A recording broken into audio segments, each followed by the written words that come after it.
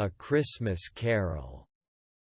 In prose being, A Ghost Story of Christmas by Charles Dickens. Stave 1. Marley's Ghost.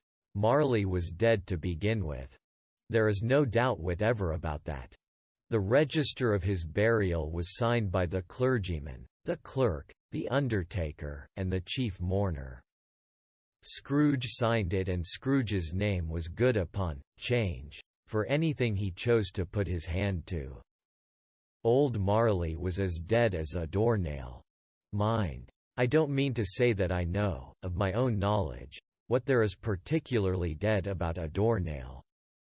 I might have been inclined, myself, to regard a coffin nail as the deadest piece of ironmongery in the trade. But the wisdom of our ancestors is in the simile, and my unhallowed hands shall not disturb it, or the country's done for. You will therefore permit me to repeat, emphatically, that Marley was as dead as a doornail. Scrooge knew he was dead? Of course he did. How could it be otherwise? Scrooge and he were partners for I don't know how many years.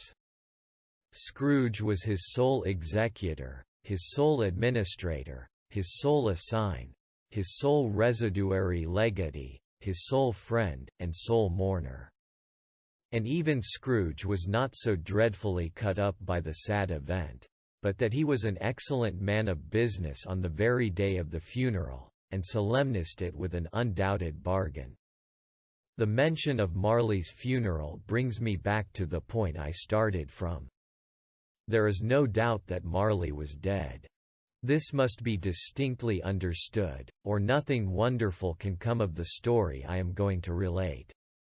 If we were not perfectly convinced that Hamlet's father died before the play began, there would be nothing more remarkable in his taking a stroll at night, in an easterly wind, upon his own ramparts, than there would be in any other middle-aged gentleman rashly turning out after dark in a breezy spot, say St. Paul's churchyard for instance, literally to astonish his son's weak mind. Scrooge never painted out old Marley's name. There it stood, years afterwards, above the warehouse door. Scrooge and Marley. The firm was known as Scrooge and Marley. Sometimes people new to the business called Scrooge, and sometimes Marley, but he answered to both names. It was all the same to him. Oh, but he was a tight-fisted hand at the grindstone, Scrooge. A squeezing, wrenching, grasping, scraping, clutching, covetous, old sinner.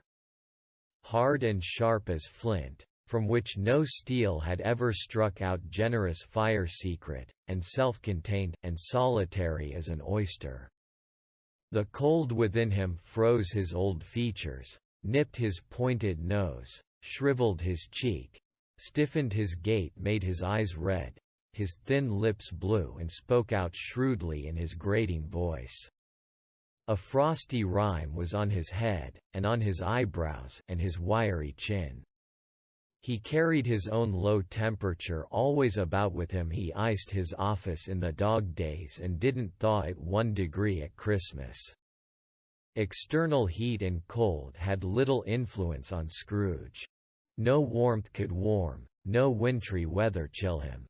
No wind that blew was bitterer than he. No falling snow was more intent upon its purpose. No pelting rain less open to entreaty. Foul weather didn't know where to have him. The heaviest rain, and snow, and hail, and sleet, could boast of the advantage over him in only one respect. They often came down handsomely, and Scrooge never did. Nobody ever stopped him in the street to say, with gladsome looks, "My dear Scrooge, how are you? When will you come to see me?" No beggars implored him to bestow a trifle. No children asked him what it was o'clock. No man or woman ever once in all his life inquired the way to such and such a place of Scrooge. Even the blind men's dogs appeared to know him, and when they saw him coming on, would tug their owners into doorways and up courts, and then would wag their tails as though they said, No eye at all is better than an evil eye, dark master." But what did Scrooge care? It was the very thing he liked.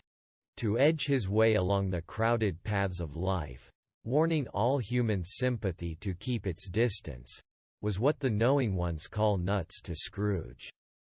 Once upon a time of all the good days in the year, on Christmas Eve old Scrooge sat busy in his counting-house.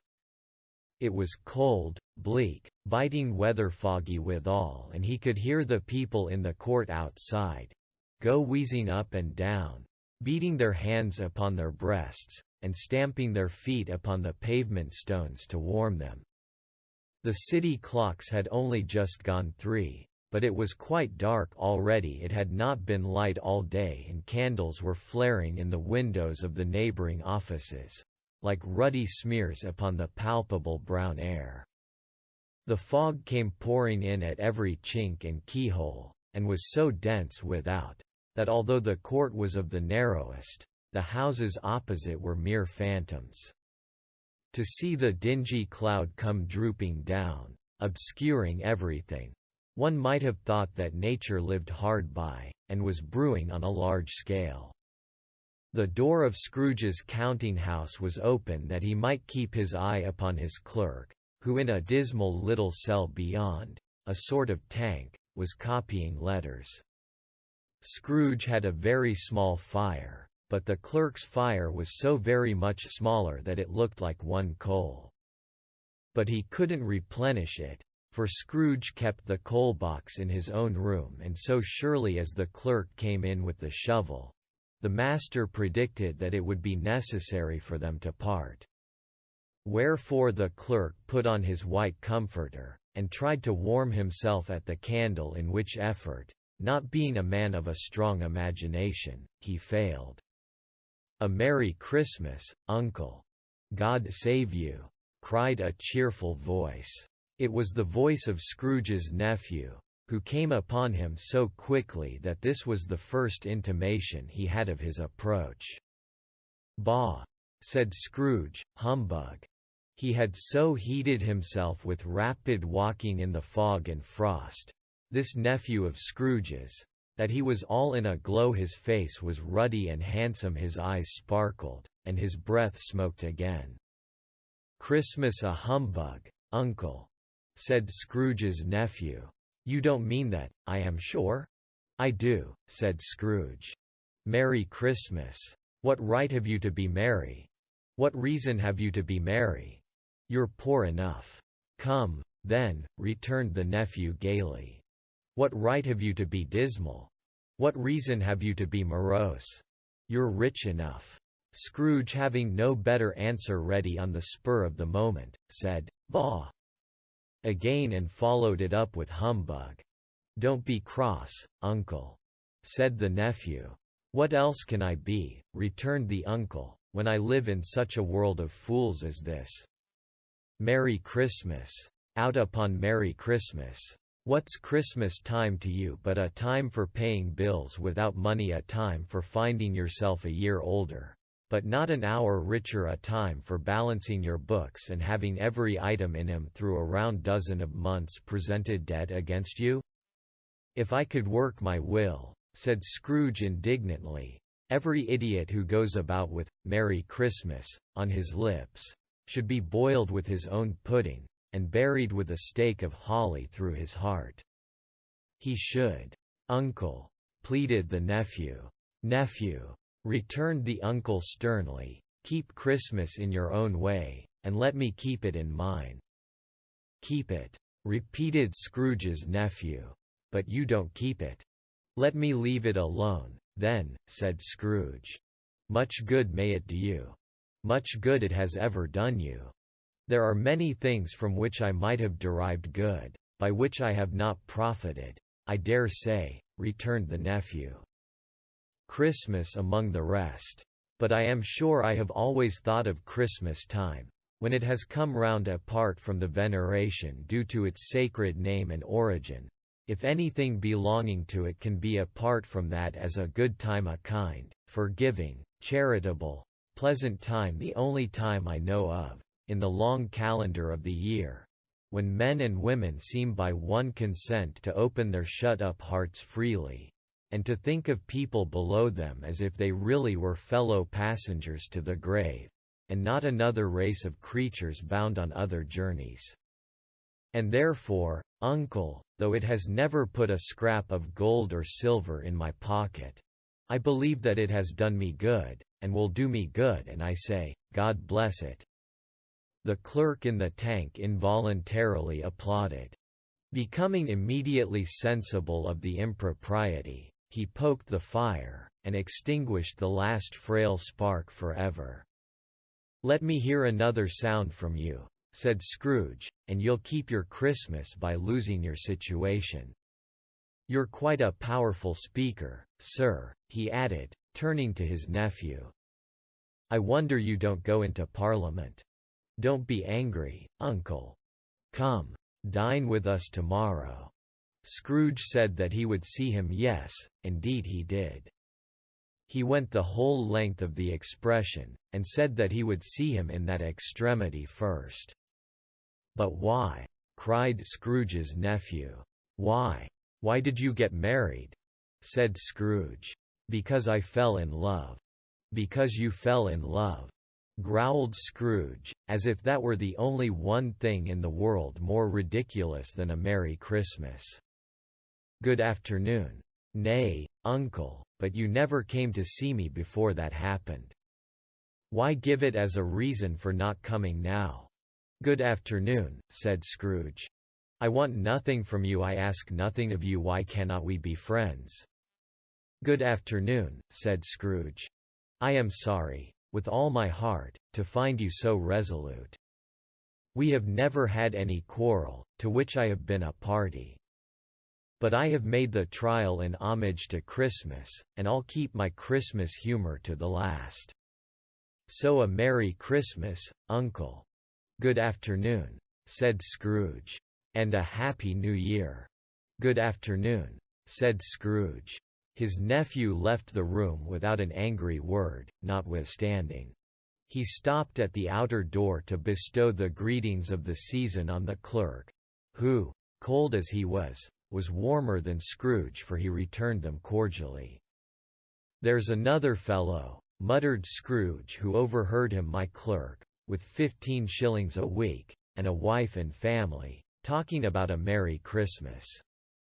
I'll retire to Bedlam." This lunatic, in letting Scrooge's nephew out, had let 2 other people in. They were portly gentlemen, pleasant to behold, and now stood, with their hats off, in Scrooge's office. They had books and papers in their hands, and bowed to him. "Scrooge and Marley's, I believe," said one of the gentlemen, referring to his list. "Have I the pleasure of addressing Mr. Scrooge, or Mr. Marley?" "Mr. Marley has been dead these 7 years," Scrooge replied. "He died 7 years ago, this very night. We have no doubt his liberality is well represented by his surviving partner," said the gentleman, presenting his credentials. It certainly was, for they had been 2 kindred spirits. At the ominous word liberality, Scrooge frowned, and shook his head, and handed the credentials back. "At this festive season of the year, Mr. Scrooge," said the gentleman, taking up a pen, "it is more than usually desirable that we should make some slight provision for the poor and destitute, who suffer greatly at the present time. Many thousands are in want of common necessaries, hundreds of thousands are in want of common comforts, sir." "Are there no prisons?" asked Scrooge. "Plenty of prisons," said the gentleman, laying down the pen again. "And the Union workhouses?" demanded Scrooge. "Are they still in operation?" "They are.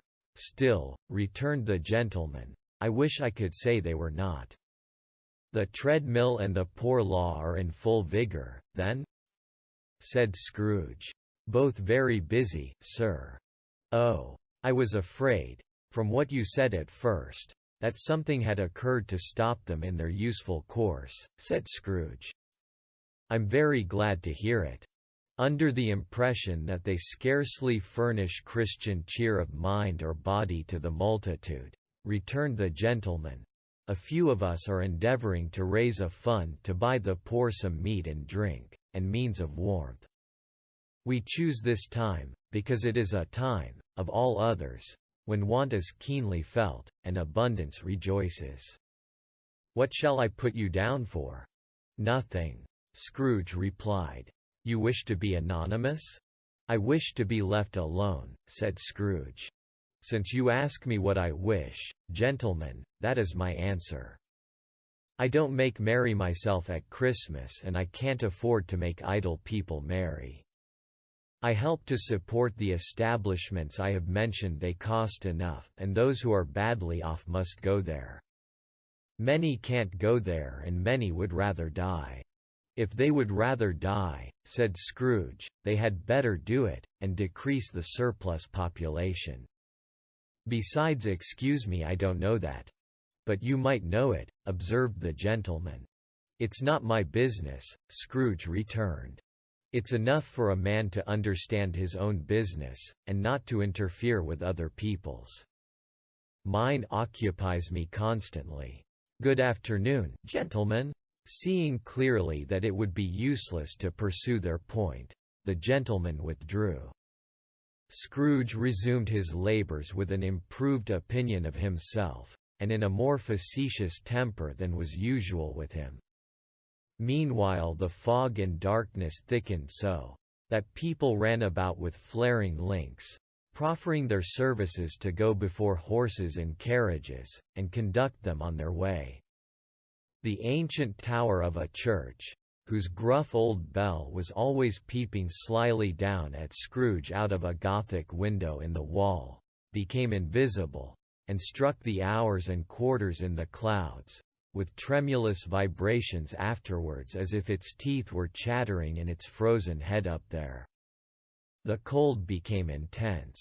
In the main street, at the corner of the court, some laborers were repairing the gas pipes, and had lighted a great fire in a brazier, round which a party of ragged men and boys were gathered, warming their hands and winking their eyes before the blaze in rapture.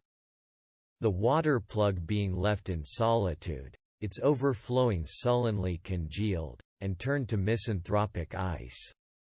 The brightness of the shops where holly sprigs and berries crackled in the lamp heat of the windows, made pale faces ruddy as they passed. Poulterers' and grocers' trades became a splendid joke, a glorious pageant, with which it was next to impossible to believe that such dull principles as bargain and sale had anything to do. The Lord Mayor, in the stronghold of the mighty mansion house, gave orders to his 50 cooks and butlers to keep Christmas as a Lord Mayor's household should, and even the little tailor, whom he had fined 5 shillings on the previous Monday for being drunk and bloodthirsty in the streets, stirred up tomorrow's pudding in his garret, while his lean wife and the baby sallied out to buy the beef. Foggier yet, and colder. Piercing, searching, biting cold. If the good Saint Dunstan had but nipped the evil spirit's nose with a touch of such weather as that, instead of using his familiar weapons, then indeed he would have roared to lusty purpose. The owner of one scant young nose, gnawed and mumbled by the hungry cold as bones are gnawed by dogs, stooped down at Scrooge's keyhole to regale him with a Christmas carol, but at the first sound of "God bless you, merry gentlemen, may nothing you dismay," Scrooge seized the ruler with such energy of action, that the singer fled in terror, leaving the keyhole to the fog and even more congenial frost. At length the hour of shutting up the counting-house arrived. With an ill-will Scrooge dismounted from his stool, and tacitly admitted the fact to the expectant clerk in the tank, who instantly snuffed his candle out, and put on his hat. "You'll want all day tomorrow, I suppose?" said Scrooge. "If quite convenient, sir." "It's not convenient," said Scrooge, "and it's not fair. If I was to stop half a crown for it, "You'd think yourself ill-used, I'll be bound?" The clerk smiled faintly. "And yet," said Scrooge, "you don't think me ill-used, when I pay a day's wages for no work." The clerk observed that it was only once a year. "A poor excuse for picking a man's pocket every 25th of December," said Scrooge, buttoning his great coat to the chin. "But I suppose you must have the whole day. Be here all the earlier next morning." The clerk promised that he would, and Scrooge walked out with a growl. The office was closed in a twinkling, and the clerk, with the long ends of his white comforter dangling below his waist, for he boasted no great coat, went down a slide on Cornhill, at the end of a lane of boys, 20 times, in honor of its being Christmas Eve, and then ran home to Camden Town as hard as he could pelt, to play at blindman's buff. Scrooge took his melancholy dinner in his usual melancholy tavern, and having read all the newspapers, and beguiled the rest of the evening with his banker's book, went home to bed. He lived in chambers which had once belonged to his deceased partner.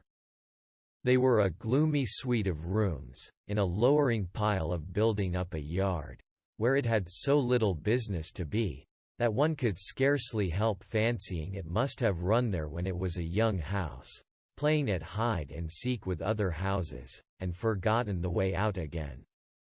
It was old enough now, and dreary enough, for nobody lived in it but Scrooge, the other rooms being all let out as offices. The yard was so dark that even Scrooge, who knew its every stone, was fain to grope with his hands. The fog and frost so hung about the black old gateway of the house, that it seemed as if the genius of the weather sat in mournful meditation on the threshold. Now, it is a fact, that there was nothing at all particular about the knocker on the door, except that it was very large. It is also a fact, that Scrooge had seen it, night and morning, during his whole residence in that place, also that Scrooge had as little of what is called fancy about him as any man in the City of London, even including, which is a bold word, the corporation, alderman, and livery. Let it also be borne in mind that Scrooge had not bestowed one thought on Marley, since his last mention of his 7 years dead partner that afternoon.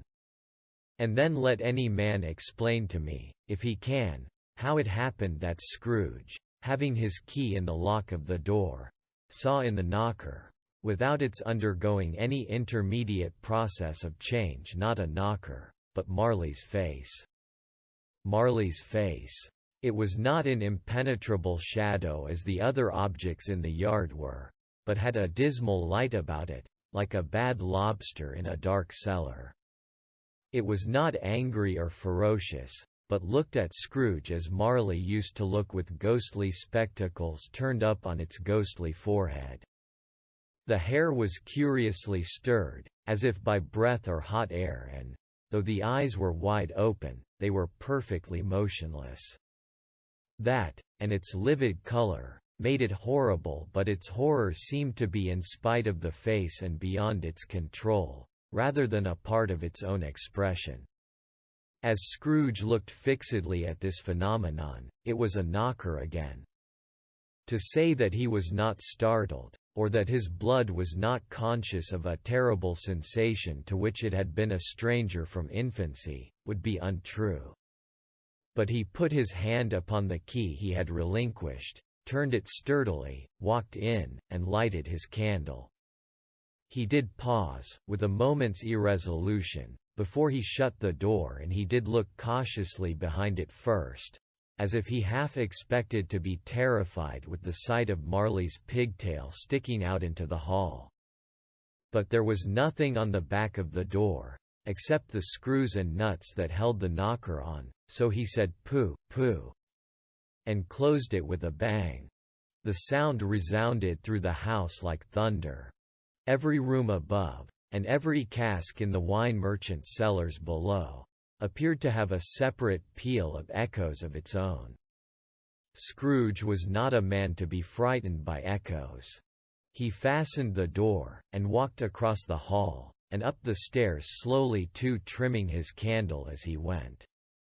You may talk vaguely about driving a coach and 6 up a good old flight of stairs, or through a bad young Act of Parliament, but I mean to say you might have got a hearse up that staircase, and taken it broadwise, with the splinter bar towards the wall and the door towards the balustrades, and done it easy. There was plenty of width for that, and room to spare, which is perhaps the reason why Scrooge thought he saw a locomotive hearse going on before him in the gloom. Half a dozen gas lamps out of the street wouldn't have lighted the entry too well, so you may suppose that it was pretty dark with Scrooge's dip.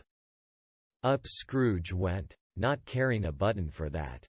Darkness is cheap, and Scrooge liked it. But before he shut his heavy door, he walked through his rooms to see that all was right. He had just enough recollection of the face to desire to do that. Sitting room, bedroom, lumber room. All as they should be. Nobody under the table. Nobody under the sofa, a small fire in the great spoon and basin ready, and the little saucepan of gruel. Scrooge had a cold in his head upon the hob. Nobody under the bed, nobody in the closet, nobody in his dressing gown, which was hanging up in a suspicious attitude against the wall. Lumber room as usual. Old fire guard, old shoes, 2 fish baskets, washing stand on 3 legs, and a poker. Quite satisfied, he closed his door, and locked himself in, double-locked himself in, which was not his custom. Thus secured against surprise, he took off his cravat, put on his dressing gown and slippers, and his nightcap, and sat down before the fire to take his gruel. It was a very low fire indeed, nothing on such a bitter night.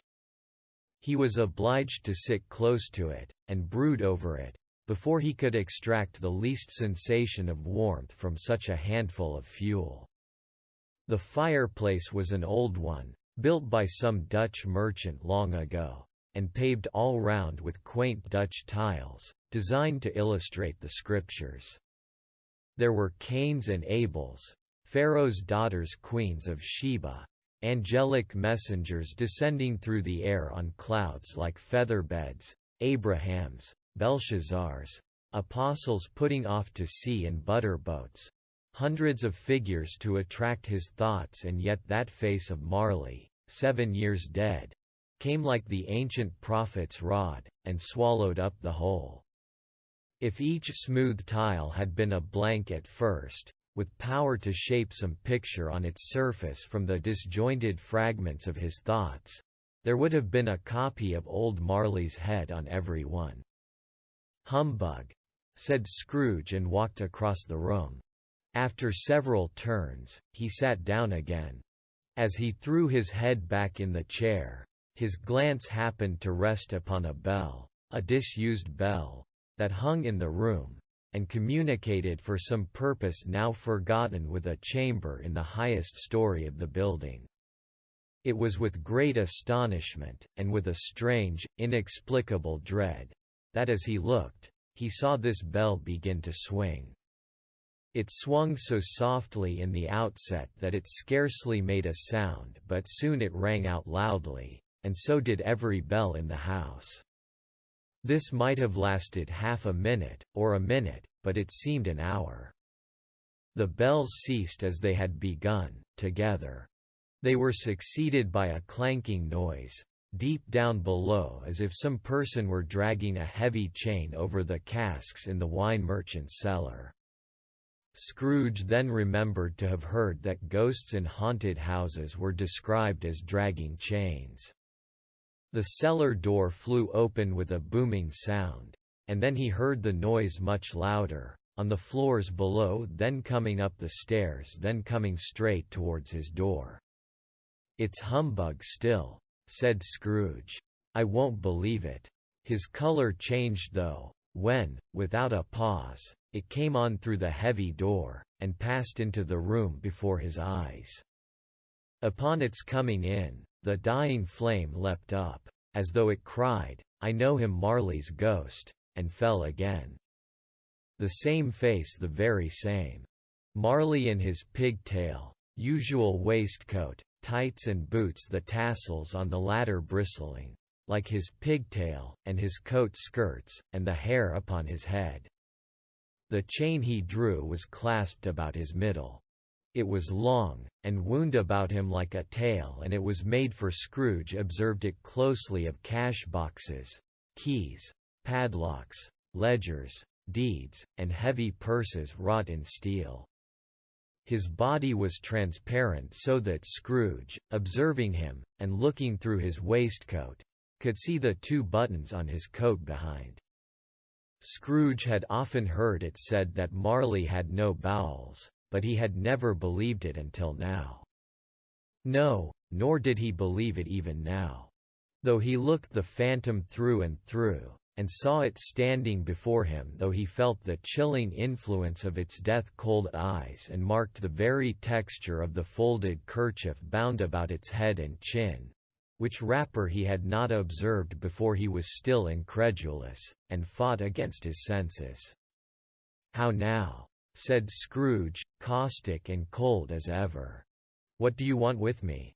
"Much." Marley's voice, no doubt about it. "Who are you?" "Ask me who I was." "Who were you then?" said Scrooge, raising his voice. "You're particular, for a shade." He was going to say to a shade, but substituted this, as more appropriate. "In life I was your partner, Jacob Marley." Can you sit down?" asked Scrooge, looking doubtfully at him. "I can." "Do it, then." Scrooge asked the question, because he didn't know whether a ghost so transparent might find himself in a condition to take a chair, and felt that in the event of its being impossible, it might involve the necessity of an embarrassing explanation.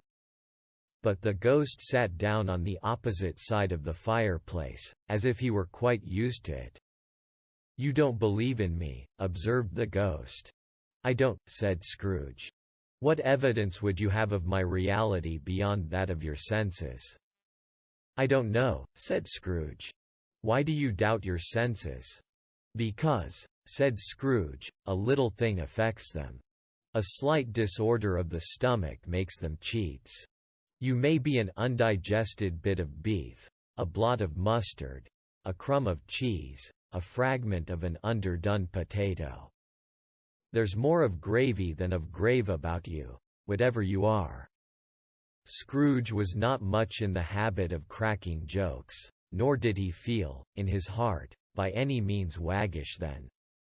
The truth is, that he tried to be smart, as a means of distracting his own attention, and keeping down his terror, for the spectre's voice disturbed the very marrow in his bones. To sit, staring at those fixed glazed eyes, in silence for a moment, would play, Scrooge felt, the very deuce with him. There was something very awful, too, in the spectre's being provided with an infernal atmosphere of its own. Scrooge could not feel it himself, but this was clearly the case, for though the ghost sat perfectly motionless, its hair, and skirts, and tassels, were still agitated as by the hot vapor from an oven. "You see this toothpick?" said Scrooge, returning quickly to the charge, for the reason just assigned, and wishing, though it were only for a second, to divert the vision's stony gaze from himself. "I do," replied the ghost. "You are not looking at it," said Scrooge. "But I see it," said the ghost, notwithstanding. "Well," returned Scrooge, "I have but to swallow this, and be for the rest of my days persecuted by a legion of goblins, all of my own creation. Humbug, I tell you. Humbug." At this the spirit raised a frightful cry, and shook its chain with such a dismal and appalling noise, that Scrooge held on tight to his chair, to save himself from falling in a swoon. But how much greater was his horror, when the phantom, taking off the bandage round its head, as if it were too warm to wear indoors, its lower jaw dropped down upon its breast. Scrooge fell upon his knees, and clasped his hands before his face. "Mercy," he said. "Dreadful apparition, why do you trouble me? Man of the worldly mind," replied the ghost, "do you believe in me or not?" "I do," said Scrooge. "I must. But why do spirits walk the earth, and why do they come to me?" "It is required of every man," the ghost returned, "that the spirit within him should walk abroad among his fellowmen, and travel far and wide, and if that spirit goes not forth in life, it is condemned to do so after death. It is doomed to wander through the world, oh, woe is me! And witness what it cannot share, but might have shared on earth, and turned to happiness." Again the spectre raised a cry, and shook its chain and wrung its shadowy hands. "You are fettered," said Scrooge, trembling. "Tell me why?" "I wear the chain I forged in life," replied the ghost. "I made it link by link, and yard by yard I girded it on of my own free will, and of my own free will I wore it. Is its pattern strange to you?" Scrooge trembled more and more. "Or would you know," pursued the ghost, "the weight and length of the strong coil you bear yourself? It was full as heavy and as long as this, 7 Christmas Eves ago. You have labored on it since. It is a ponderous chain." Scrooge glanced about him on the floor, in the expectation of finding himself surrounded by some 50 or 60 fathoms of iron cable, but he could see nothing. "Jacob," he said, imploringly. "Old Jacob Marley, tell me more. Speak comfort to me, Jacob." "I have none to give," the ghost replied. "It comes from other regions, Ebenezer Scrooge, and is conveyed by other ministers, to other kinds of men. Nor can I tell you what I would. A very little more is all permitted to me. I cannot rest, I cannot stay, I cannot linger anywhere. My spirit never walked beyond our counting house, mark me. In life my spirit never roved beyond the narrow limits of our money-changing whole, and weary journeys lie before me." It was a habit with Scrooge, whenever he became thoughtful, to put his hands in his breeches pockets. Pondering on what the ghost had said, he did so now, but without lifting up his eyes, or getting off his knees. "You must have been very slow about it, Jacob," Scrooge observed, in a businesslike manner, though with humility and deference. "Slow," the ghost repeated. 7 years dead," mused Scrooge. "And traveling all the time." "The whole time," said the ghost. "No rest, no peace. Incessant torture of remorse." "You travel fast?" said Scrooge. "On the wings of the wind," replied the ghost. "You might have got over a great quantity of ground in 7 years," said Scrooge. The ghost, on hearing this, set up another cry, and clanked its chain so hideously in the dead silence of the night, that the ward would have been justified in indicting it for a nuisance. "Oh, captive, bound, and double-ironed," cried the phantom, "not to know that ages of incessant labor by immortal creatures, for this earth must pass into eternity before the good of which it is susceptible is all developed. Not to know that any Christian spirit working kindly in its little sphere, whatever it may be, will find its mortal life too short for its vast means of usefulness. Not to know that no space of regret can make amends for one life's opportunity misused. Yet such was I. Oh, such was I. But you were always a good man of business, Jacob," faltered Scrooge, who now began to apply this to himself.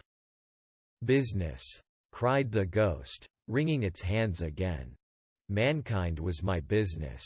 The common welfare was my business. Charity, mercy, forbearance, and benevolence were all my business. The dealings of my trade were but a drop of water in the comprehensive ocean of my business. It held up its chain at arm's length, as if that were the cause of all its unavailing grief, and flung it heavily upon the ground again. At this time of the rolling year, the spectre said, I suffer most. Why did I walk through crowds of fellow beings with my eyes turned down, and never raise them to that blessed star which led the wise men to a poor abode? Were there no poor homes to which its light would have conducted me? Scrooge was very much dismayed to hear the spectre going on at this rate, and began to quake exceedingly.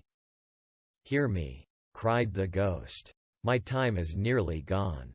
"I will," said Scrooge. "But don't be hard upon me. Don't be flowery, Jacob. Pray. How it is that I appear before you in a shape that you can see, I may not tell. I have sat invisible beside you many and many a day. It was not an agreeable idea." Scrooge shivered, and wiped the perspiration from his brow. "That is no light part of my penance," pursued the ghost. "I am here tonight to warn you, that you have yet a chance and hope of escaping my fate. A chance and hope of my procuring Ebenezer. You were always a good friend to me," said Scrooge. "Thankye.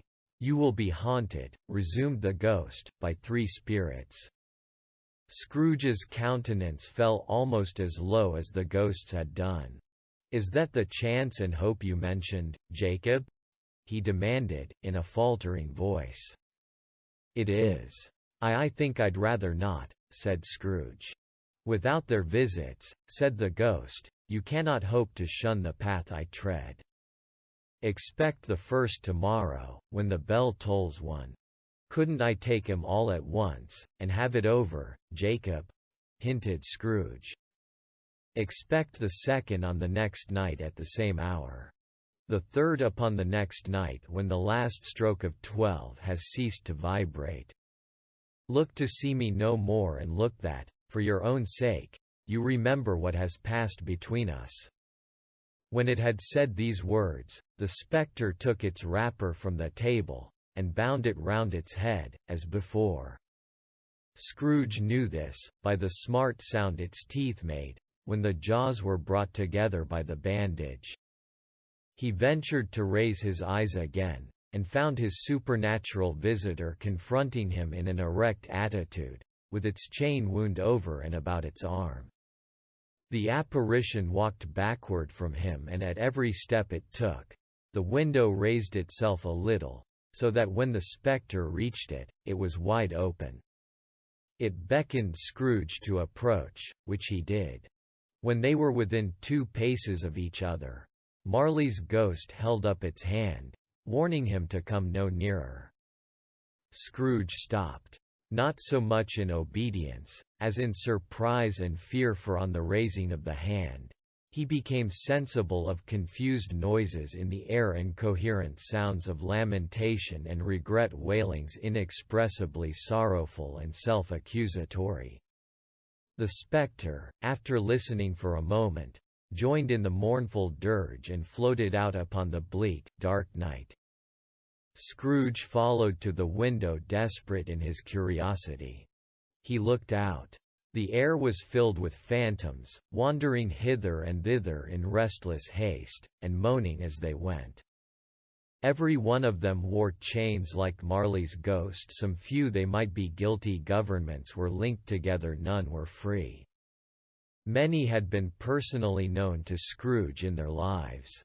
He had been quite familiar with one old ghost, in a white waistcoat, with a monstrous iron safe attached to its ankle, who cried piteously at being unable to assist a wretched woman with an infant, whom it saw below, upon a doorstep. The misery with them all was, clearly, that they sought to interfere, for good, in human matters, and had lost the power forever. Whether these creatures faded into mist, or mist enshrouded them, he could not tell. But they and their spirit voices faded together, and the night became as it had been when he walked home. Scrooge closed the window, and examined the door by which the ghost had entered. It was double-locked, as he had locked it with his own hands, and the bolts were undisturbed. He tried to say humbug, but stopped at the first syllable.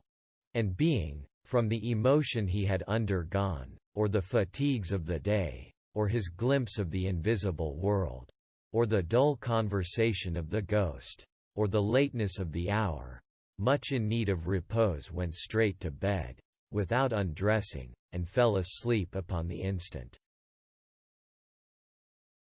A Christmas Carol, in prose, being a ghost story of Christmas, by Charles Dickens, Stave 2. The first of the three spirits. When Scrooge awoke, it was so dark that, looking out of bed, he could scarcely distinguish the transparent window from the opaque walls of his chamber. He was endeavoring to pierce the darkness with his ferret eyes, when the chimes of a neighboring church struck the 4 quarters. So he listened for the hour. To his great astonishment, the heavy bell went on from 6 to 7, and from 7 to 8, and regularly up to 12, then stopped. 12. It was past 2 when he went to bed. The clock was wrong. An icicle must have got into the works. 12.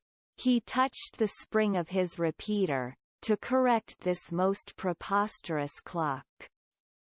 Its rapid little pulse beat 12 and stopped. "Why, it isn't possible," said Scrooge, "that I can have slept through a whole day and far into another night. It isn't possible that anything has happened to the sun, and this is 12 at noon." The idea being an alarming one, he scrambled out of bed, and groped his way to the window. He was obliged to rub the frost off with the sleeve of his dressing gown before he could see anything, and could see very little then.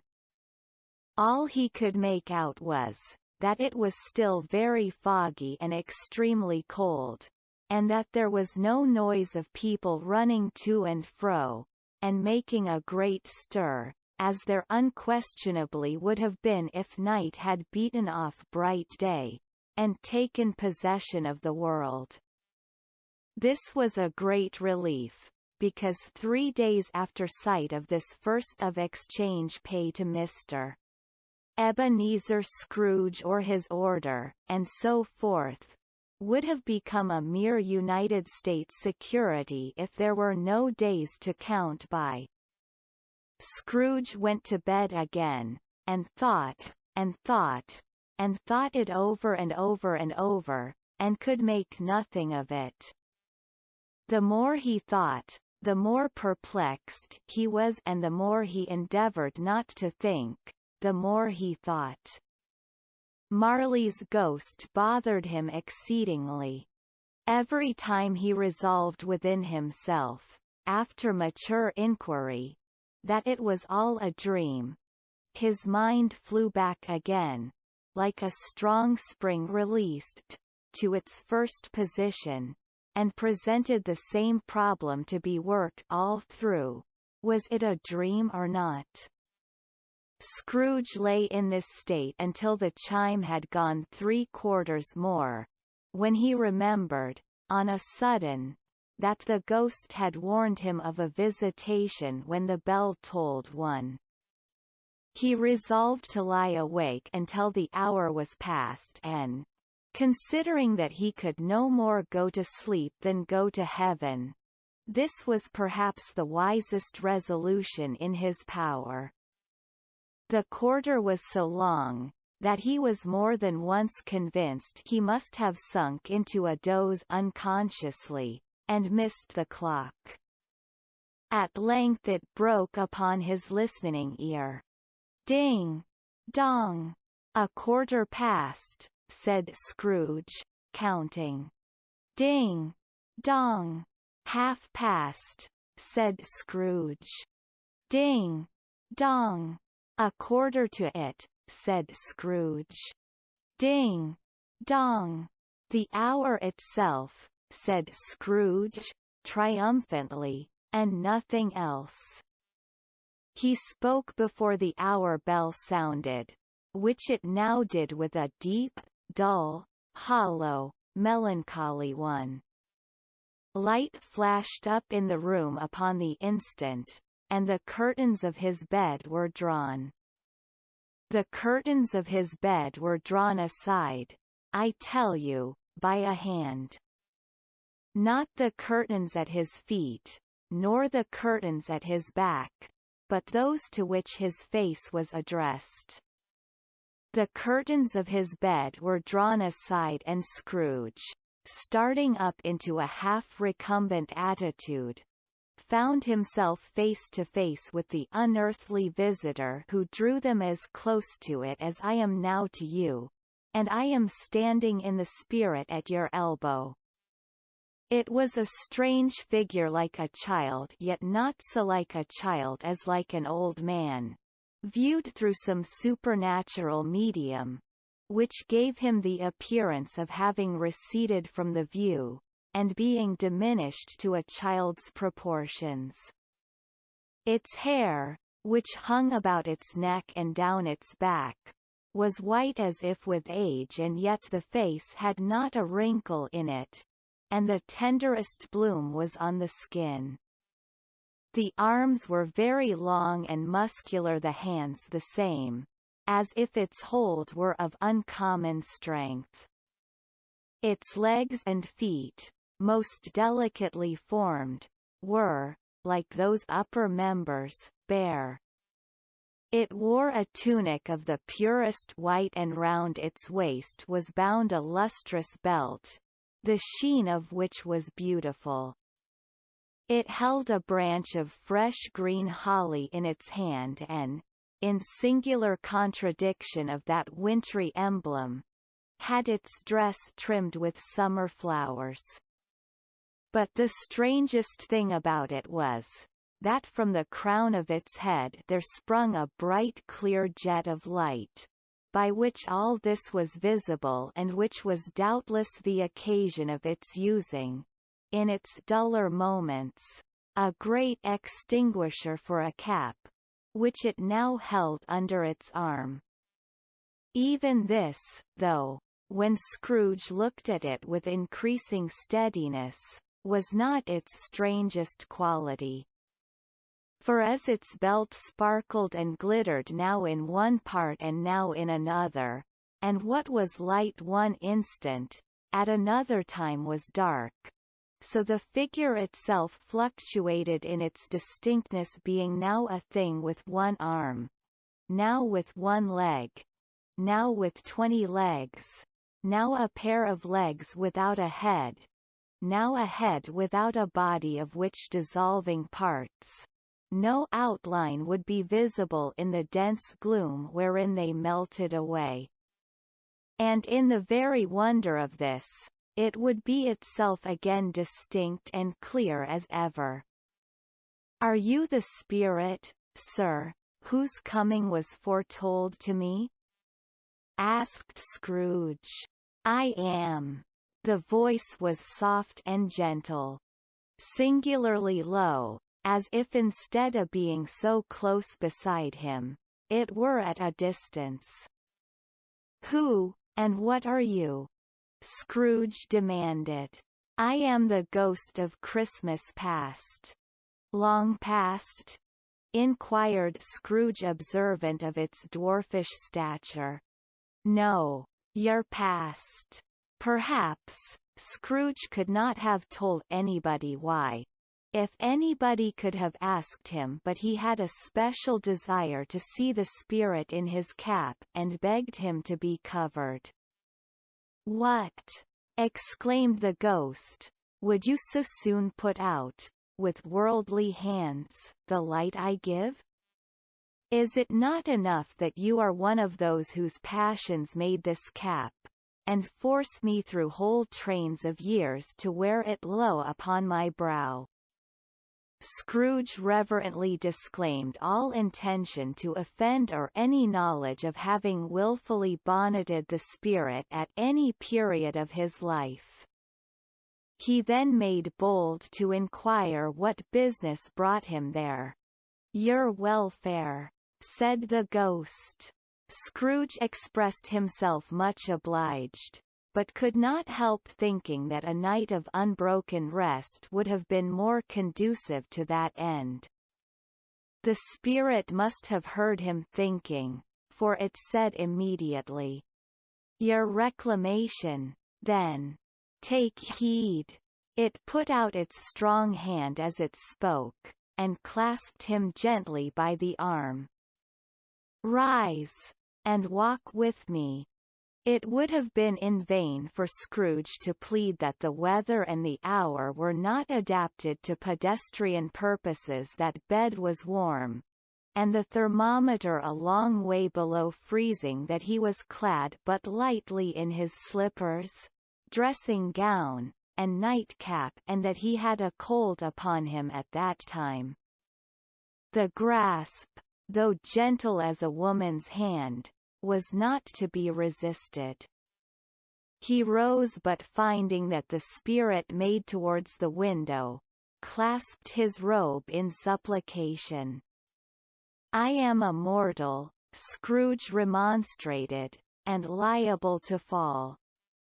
"Bear but a touch of my hand there," said the spirit, laying it upon his heart, "and you shall be upheld in more than this." As the words were spoken, they passed through the wall, and stood upon an open country road, with fields on either hand. The city had entirely vanished. Not a vestige of it was to be seen. The darkness and the mist had vanished with it, for it was a clear, cold, winter day, with snow upon the ground. "Good heaven!" said Scrooge, clasping his hands together, as he looked about him. "I was bred in this place. I was a boy here." The spirit gazed upon him mildly. Its gentle touch, though it had been light and instantaneous, appeared still present to the old man's sense of feeling. He was conscious of 1,000 odors floating in the air, each one connected with 1,000 thoughts, and hopes, and joys, and cares long, long forgotten. "Your lip is trembling," said the ghost. "And what is that upon your cheek?" Scrooge muttered, with an unusual catching in his voice, that it was a pimple, and begged the ghost to lead him where he would. "You recollect the way?" inquired the spirit.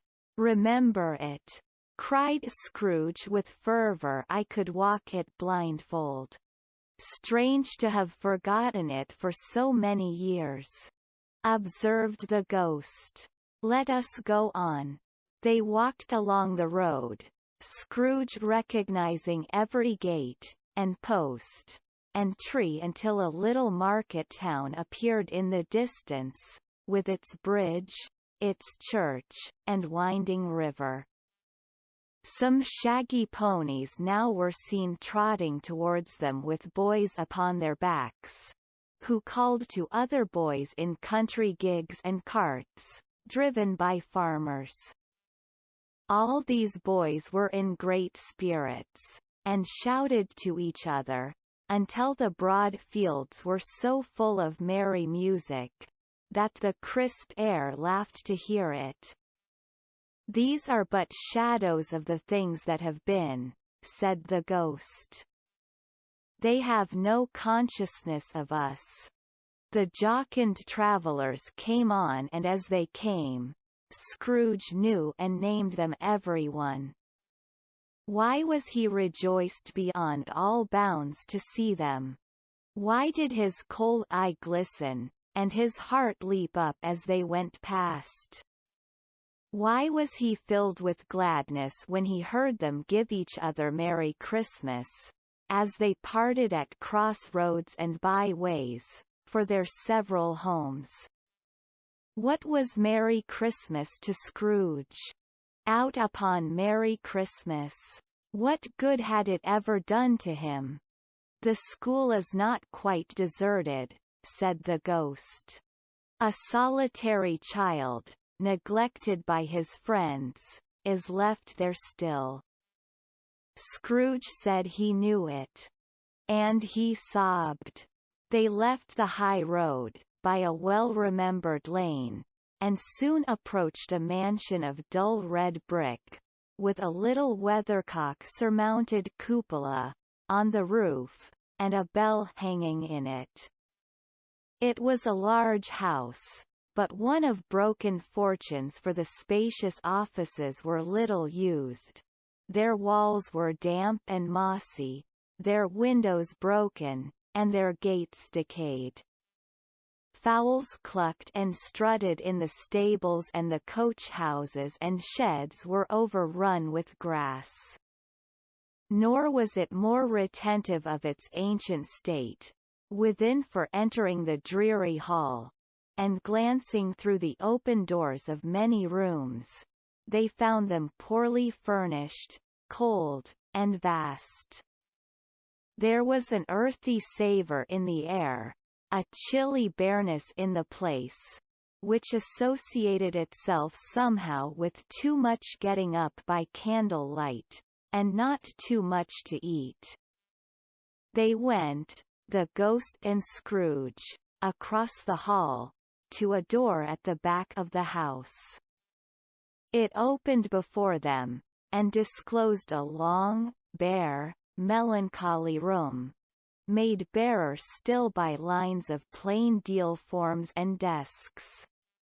At one of these a lonely boy was reading near a feeble fire, and Scrooge sat down upon a form, and wept to see his poor forgotten self as he used to be. Not a latent echo in the house, not a squeak and scuffle from the mice behind the panelling, not a drip from the half-thawed waterspout in the dull yard behind, not a sigh among the leafless boughs of one despondent poplar, not the idle swinging of an empty storehouse door. No, not a clicking in the fire, but fell upon the heart of Scrooge with a softening influence, and gave a freer passage to his tears. The spirit touched him on the arm, and pointed to his younger self, intent upon his reading. Suddenly a man, in foreign garments wonderfully real and distinct to look at, stood outside the window, with an axe stuck in his belt, and leading by the bridle an ass laden with wood. "Why, it's Ali Baba!" Scrooge exclaimed in ecstasy. "It's dear old honest Ali Baba. Yes, yes, I know. One Christmas time, when yonder solitary child was left here all alone, he did come, for the first time, just like that." "Poor boy! And Valentine," said Scrooge, "and his wild brother, Orson, there they go. And what's his name, who was put down in his drawers, asleep, at the gate of Damascus, don't you see him?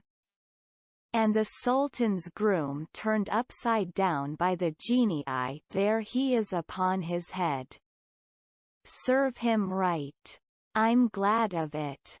What business had he to be married to the princess?"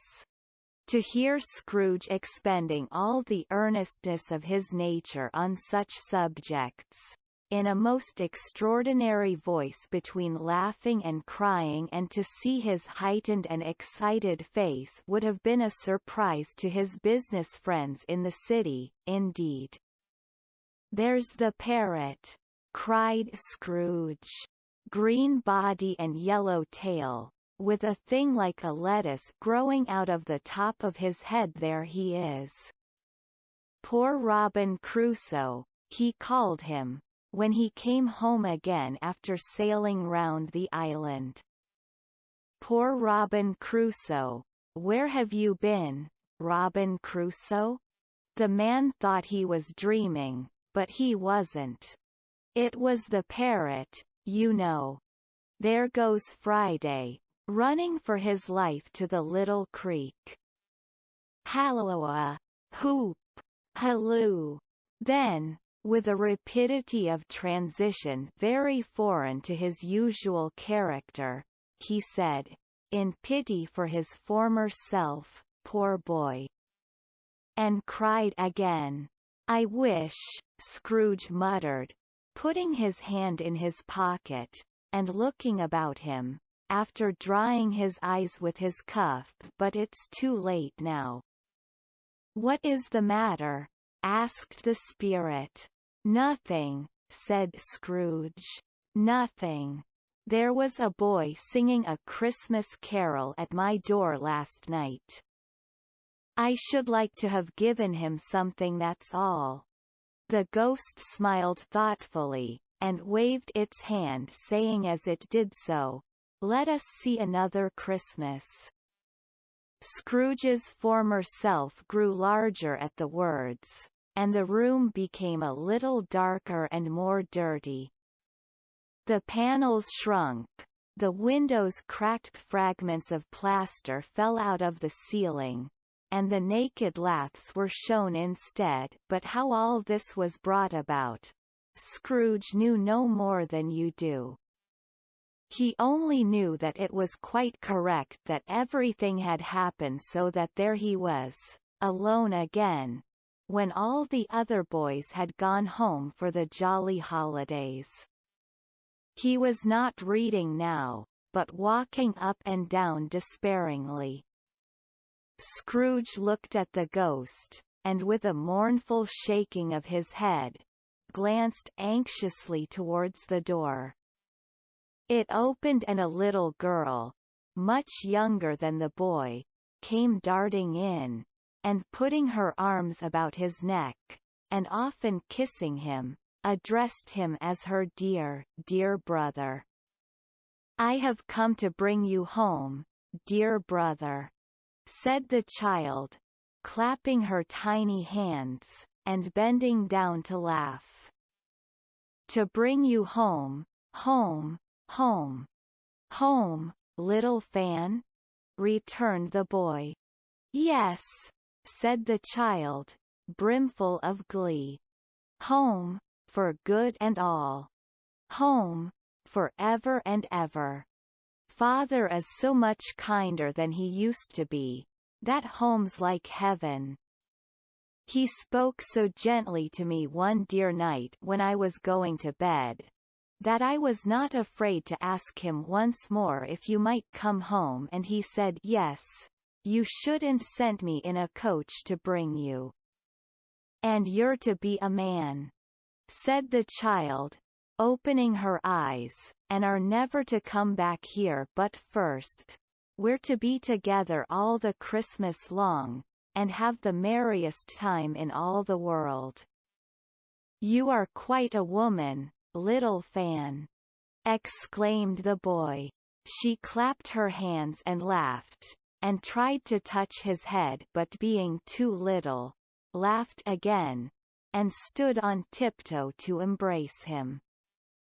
Then she began to drag him, in her childish eagerness, towards the door, and he, nothing loath to go, accompanied her. A terrible voice in the hall cried, "Bring down Master Scrooge's box, there!" And in the hall appeared the schoolmaster himself, who glared on Master Scrooge with a ferocious condescension, and threw him into a dreadful state of mind by shaking hands with him. He then conveyed him and his sister into the veriest old well of a shivering best parlour that ever was seen, where the maps upon the wall, and the celestial and terrestrial globes in the windows, were waxy with cold. Here he produced a decanter of curiously light wine, and a block of curiously heavy cake, and administered installments of those dainties to the young people at the same time, sending out a meagre servant to offer a glass of something to the postboy, who answered that he thanked the gentleman, but if it was the same tap as he had tasted before, he had rather not.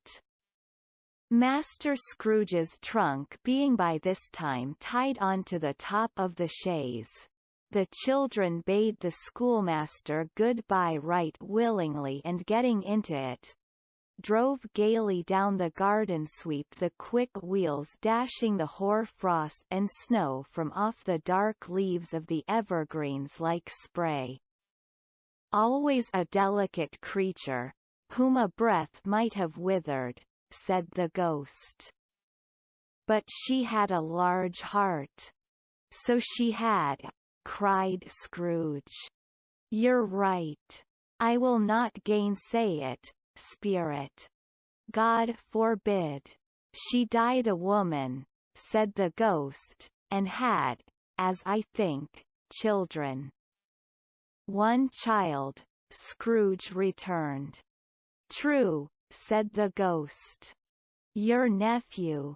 Scrooge seemed uneasy in his mind and answered briefly, yes.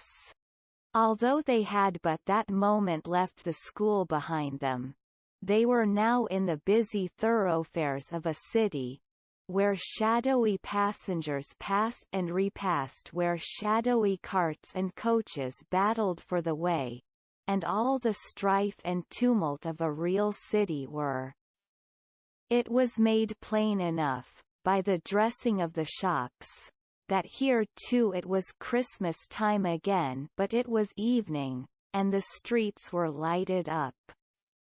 The ghost stopped at a certain warehouse door, and asked Scrooge if he knew it. Know it, said Scrooge. Was I apprenticed here? They went in.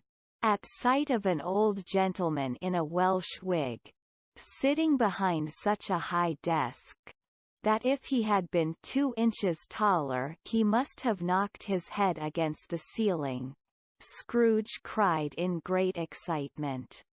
Why, it's old Fezziwig. Bless his heart, it's Fezziwig alive again. Old Fezziwig laid down his pen, and looked up at the clock, which pointed to the hour of 7. He rubbed his hands, adjusted his capacious waistcoat, laughed all over himself, from his shoes to his organ of benevolence, and called out in a comfortable, oily, rich, fat, jovial voice.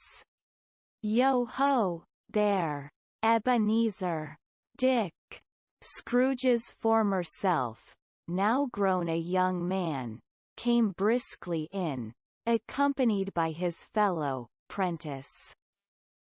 Dick Wilkins, to be sure, said Scrooge to the ghost. Bless me, yes. There he is. He was very much attached to me, was Dick. Poor Dick. Dear, dear. Yo-ho, my boys, said Fezziwig. No more work tonight. Christmas Eve, Dick. Christmas, Ebenezer. Let's have the shutters up, cried old Fezziwig, with a sharp clap of his hands, before a man can say Jack Robinson. You wouldn't believe how those 2 fellows went at it. They charged into the street with the shutters 1, 2, 3 had 'em up in their places 4, 5, 6 barred 'em and pinned 'em 7, 8, 9 and came back before you could have got to 12, panting like race horses. Hilly-ho! Cried old Fezziwig, skipping down from the high desk, with wonderful agility. Clear away, my lads, and let's have lots of room here. Hilly-ho, Dick. Chirrup. Ebenezer. Clear away. There was nothing they wouldn't have cleared away, or couldn't have cleared away, with old Fezziwig looking on. It was done in a minute. Every movable was packed off. As if it were dismissed from public life for evermore, the floor was swept and watered. The lamps were trimmed. Fuel was heaped upon the fire, and the warehouse was as snug, and warm, and dry, and bright a ballroom, as you would desire to see upon a winter's night. In came a fiddler with a music book, and went up to the lofty desk, and made an orchestra of it, and tuned like 50 stomach aches. In came Mrs. Fezziwig, one vast substantial smile. In came the 3 Miss Fezziwigs, beaming and lovable. In came the 6 young followers whose hearts they broke. In came all the young men and women employed in the business. In came the housemaid, with her cousin, the baker. In came the cook, with her brother's particular friend, the milkman. In came the boy from over the way, who was suspected of not having board enough from his master, trying to hide himself behind the girl from next door but one, who was proved to have had her ears pulled by her mistress. In they all came, one after another, some shyly, some boldly, some gracefully, some awkwardly, some pushing, some pulling. In they all came, anyhow and everyhow. Away they all went, 20 couple at once, hands half round and back again the other way, down the middle and up again, round and round, in various stages of affectionate grouping. Old top couple always turning up in the wrong place, new top couple starting off again, as soon as they got there, all top couples at last, and not a bottom one to help them. When this result was brought about, old Fezziwig, clapping his hands to stop the dance, cried out, "Well done!" And the fiddler plunged his hot face into a pot of porter, especially provided for that purpose. But scorning rest, upon his reappearance, he instantly began again, though there were no dancers yet, as if the other fiddler had been carried home, exhausted, on a shutter, and he were a brand new man resolved to beat him out of sight, or perish. There were more dances, and there were forfeits, and more dances, and there was cake, and there was negus, and there was a great piece of cold roast, and there was a great piece of cold boiled, and there were mince pies, and plenty of beer. But the great effect of the evening came after the roast and boiled, when the fiddler, an artful dog, mind, the sort of man who knew his business better than you or I could have told it him, struck up Sir Roger de Coverley. Then old Fezziwig stood out to dance with Mrs. Fezziwig. Top couple, 2 with a good stiff piece of work cut out for them, 3 or 4 and 20 pair of partners, people who were not to be trifled with, people who would dance, and had no notion of walking. But if they had been twice as many, 4 times old Fezziwig would have been a match for them, and so would Mrs. Fezziwig. As to her, she was worthy to be his partner in every sense of the term. If that's not high praise, tell me higher, and I'll use it. A positive light appeared to issue from Fezziwig's calves. They shone in every part of the dance like moons. You couldn't have predicted, at any given time, what would have become of them next. And when old Fezziwig and Mrs. Fezziwig had gone all through the dance, advance and retire, both hands to your partner, bow and curtsy, corkscrew, thread the needle, and back again to your place. Fezziwig cut so deftly that he appeared to wink with his legs, and came upon his feet again without a stagger. When the clock struck 11, this domestic ball broke up. Mr. and Mrs. Fezziwig took their stations, one on either side of the door, and shaking hands with every person individually as he or she went out, wished him or her a Merry Christmas. When everybody had retired but the two prentices, they did the same to them, and thus the cheerful voices died away, and the lads were left to their beds, which were under a counter in the back shop. During the whole of this time, Scrooge had acted like a man out of his wits. His heart and soul were in the scene, and with his former self. He corroborated everything, remembered everything, enjoyed everything, and underwent the strangest agitation. It was not until now, when the bright faces of his former self and Dick were turned from them, that he remembered the ghost, and became conscious that it was looking full upon him, while the light upon its head burnt very clear. "A small matter," said the ghost, "to make these silly folks so full of gratitude." "Small," echoed Scrooge. The spirit signed to him to listen to the two apprentices, who were pouring out their hearts in praise of Fezziwig, and when he had done so, said, "Why, is it not? He has spent but a few pounds of your mortal money, 3 or 4 perhaps. Is that so much that he deserves this praise?" "It isn't that," said Scrooge, heated by the remark, and speaking unconsciously like his former, not his latter, self. "It isn't that, spirit.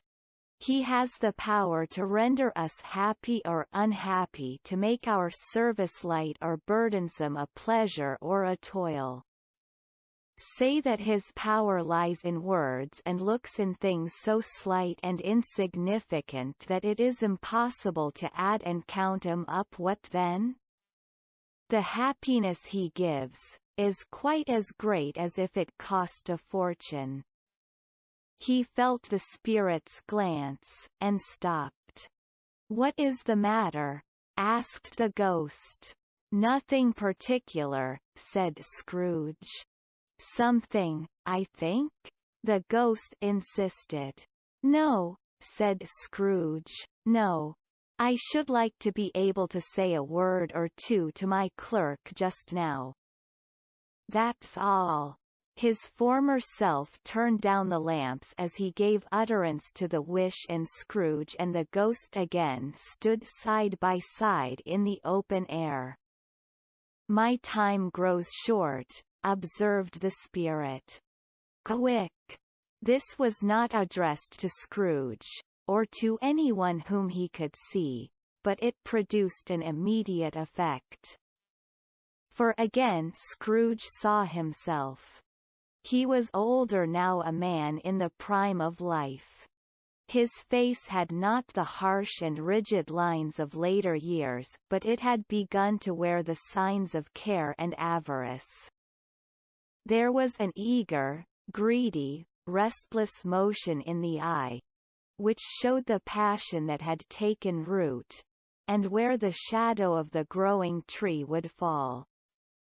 He was not alone, but sat by the side of a fair young girl in a mourning dress, in whose eyes there were tears, which sparkled in the light that shone out of the ghost of Christmas past. "It matters little," she said, softly. "To you, very little.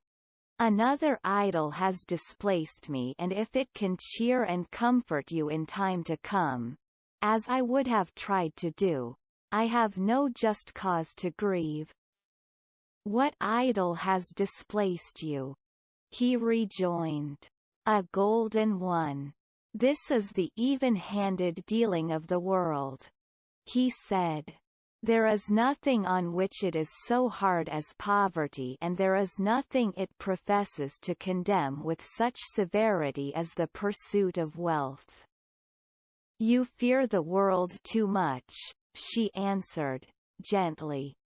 All your other hopes have merged into the hope of being beyond the chance of its sordid reproach.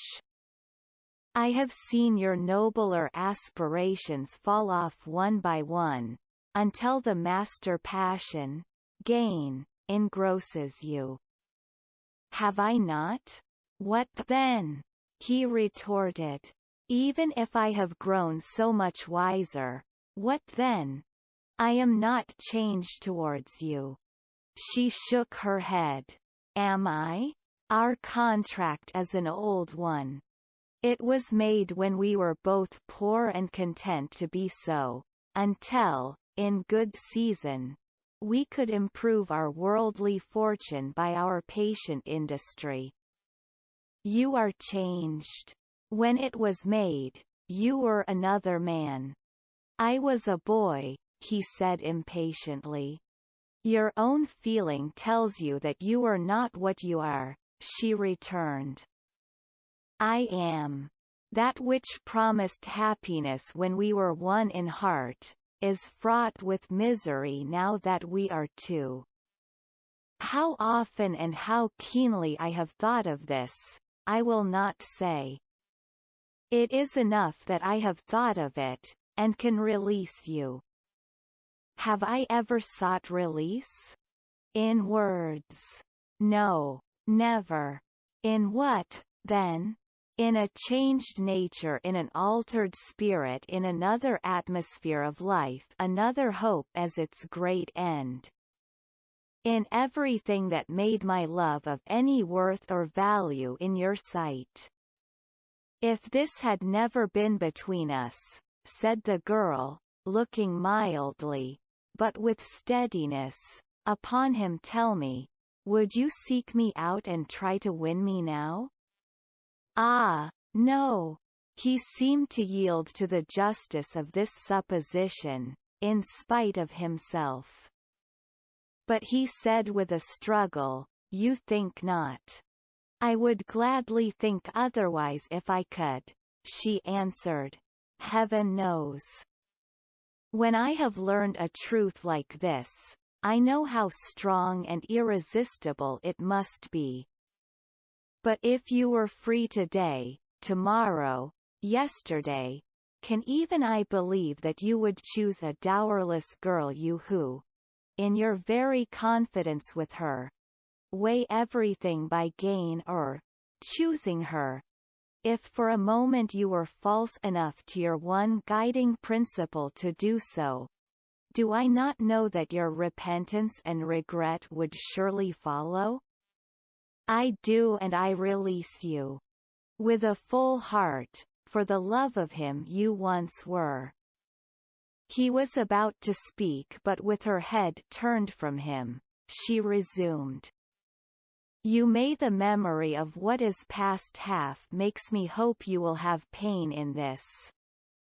A very, very brief time, and you will dismiss the recollection of it, gladly, as an unprofitable dream, from which it happened well that you awoke. May you be happy in the life you have chosen. She left him, and they parted. Spirit, said Scrooge, show me no more. Conduct me home. Why do you delight to torture me? One shadow more, exclaimed the ghost. No more, cried Scrooge. No more. I don't wish to see it.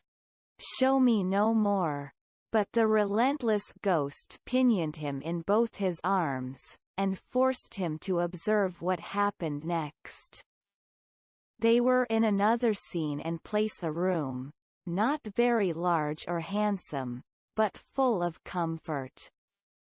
Near to the winter fire sat a beautiful young girl, so like that last that Scrooge believed it was the same, until he saw her, now a comely matron, sitting opposite her daughter. The noise in this room was perfectly tumultuous, for there were more children there than Scrooge in his agitated state of mind could count, and, unlike the celebrated herd in the poem, they were not 40 children conducting themselves like one, but every child was conducting itself like 40. The consequences were uproarious beyond belief, but no one seemed to care. On the contrary, the mother and daughter laughed heartily, and enjoyed it very much, and the latter, soon beginning to mingle in the sports, got pillaged by the young brigands most ruthlessly. What would I not have given to be one of them? Though I never could have been so rude, no, no. I wouldn't for the wealth of all the world have crushed that braided hair, and torn it down, and for the precious little shoe, I wouldn't have plucked it off, God bless my soul, to save my life. As to measuring her waist in sport, as they did, bold young brood, I couldn't have done it. I should have expected my arm to have grown round it for a punishment, and never come straight again. And yet I should have dearly liked, I own, to have touched her lips, to have questioned her, that she might have opened them, to have looked upon the lashes of her downcast eyes, and never raised a blush, to have let loose waves of hair, an inch of which would be a keepsake beyond price. In short, I should have liked, I do confess, to have had the lightest license of a child, and yet to have been man enough to know its value. But now a knocking at the door was heard, and such a rush immediately ensued that she, with laughing face and plundered dress, was borne towards it, the centre of a flushed and boisterous group, just in time to greet the father, who came home attended by a man laden with Christmas toys and presents. Then the shouting and the struggling, and the onslaught that was made on the defenceless porter. The scaling him with chairs for ladders to dive into his pockets, despoil him of brown paper parcels, hold on tight by his cravat, hug him round his neck, pommel his back, and kick his legs in irrepressible affection. The shouts of wonder and delight with which the development of every package was received. The terrible announcement that the baby had been taken in the act of putting a doll's frying pan into his mouth, and was more than suspected of having swallowed a fictitious turkey, glued on a wooden platter. The immense relief of finding this a false alarm. The joy, and gratitude, and ecstasy. They are all indescribable alike. It is enough that by degrees the children and their emotions got out of the parlor, and by one stair at a time, up to the top of the house where they went to bed, and so subsided. And now Scrooge looked on more attentively than ever, when the master of the house, having his daughter leaning fondly on him, sat down with her and her mother at his own fireside, and when he thought that such another creature, quite as graceful and as full of promise, might have called him father, and been a springtime in the haggard winter of his life, his sight grew very dim indeed. "Belle," said the husband, turning to his wife with a smile, "I saw an old friend of yours this afternoon." "Who was it?" "Guess." How can I? Tut, don't I know? She added in the same breath, laughing as he laughed. Mr. Scrooge. Mr. Scrooge it was. I passed his office window, and as it was not shut up, and he had a candle inside, I could scarcely help seeing him. His partner lies upon the point of death, I hear, and there he sat alone. Quite alone in the world, I do believe. Spirit, said Scrooge in a broken voice, remove me from this place. I told you these were shadows of the things that have been, said the ghost.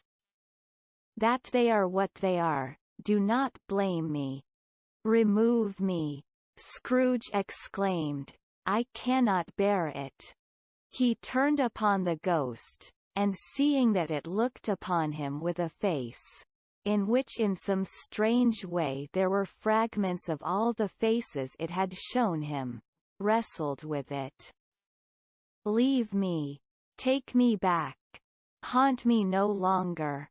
In the struggle, if that can be called a struggle in which the ghost with no visible resistance on its own part was undisturbed by any effort of its adversary, Scrooge observed that its light was burning high and bright and dimly connecting that with its influence over him. He seized the extinguisher cap, and by a sudden action pressed it down upon its head. The spirit dropped beneath it, so that the extinguisher covered its whole form, but though Scrooge pressed it down with all his force, he could not hide the light which streamed from under it, in an unbroken flood upon the ground. He was conscious of being exhausted, and overcome by an irresistible drowsiness and, further, of being in his own bedroom. He gave the cap a parting squeeze, in which his hand relaxed and had barely time to reel to bed, before he sank into a heavy sleep. Stave 3. The second of the three spirits. Awaking in the middle of a prodigiously tough snore, and sitting up in bed to get his thoughts together, Scrooge had no occasion to be told that the bell was again upon the stroke of 1. He felt that he was restored to consciousness in the right nick of time, for the especial purpose of holding a conference with the second messenger dispatched to him through Jacob Marley's intervention.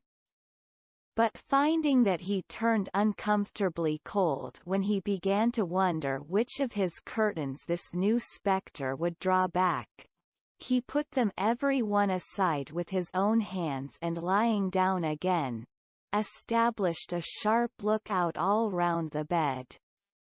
For he wished to challenge the spirit on the moment of its appearance, and did not wish to be taken by surprise, and made nervous. Gentlemen of the free and easy sort, who plume themselves on being acquainted with a move or two, and being usually equal to the time of day, express the wide range of their capacity for adventure by observing that they are good for anything from pitch and toss to manslaughter, between which opposite extremes, no doubt, there lies a tolerably wide and comprehensive range of subjects.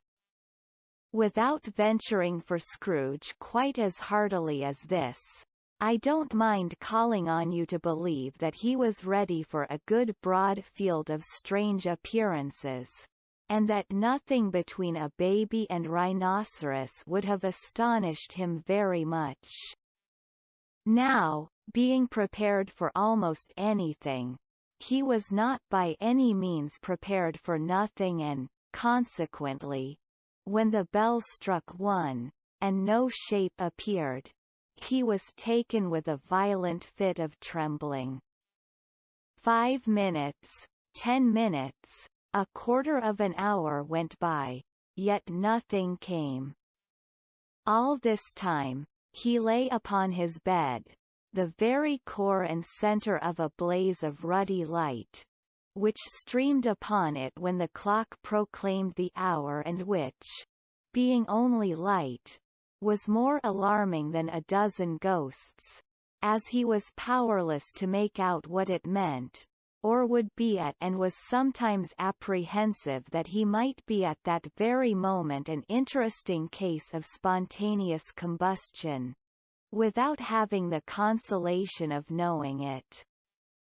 At last, however, he began to think as you or I would have thought at first, for it is always the person not in the predicament, who knows what ought to have been done in it, and would unquestionably have done it too at last.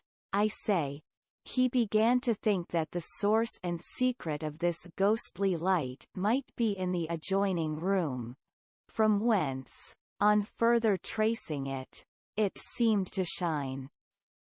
This idea taking full possession of his mind, he got up softly and shuffled in his slippers to the door. The moment Scrooge's hand was on the lock, a strange voice called him by his name, and bade him enter. He obeyed. It was his own room. There was no doubt about that. But it had undergone a surprising transformation. The walls and ceiling were so hung with living green, that it looked a perfect grove, from every part of which bright gleaming berries glistened.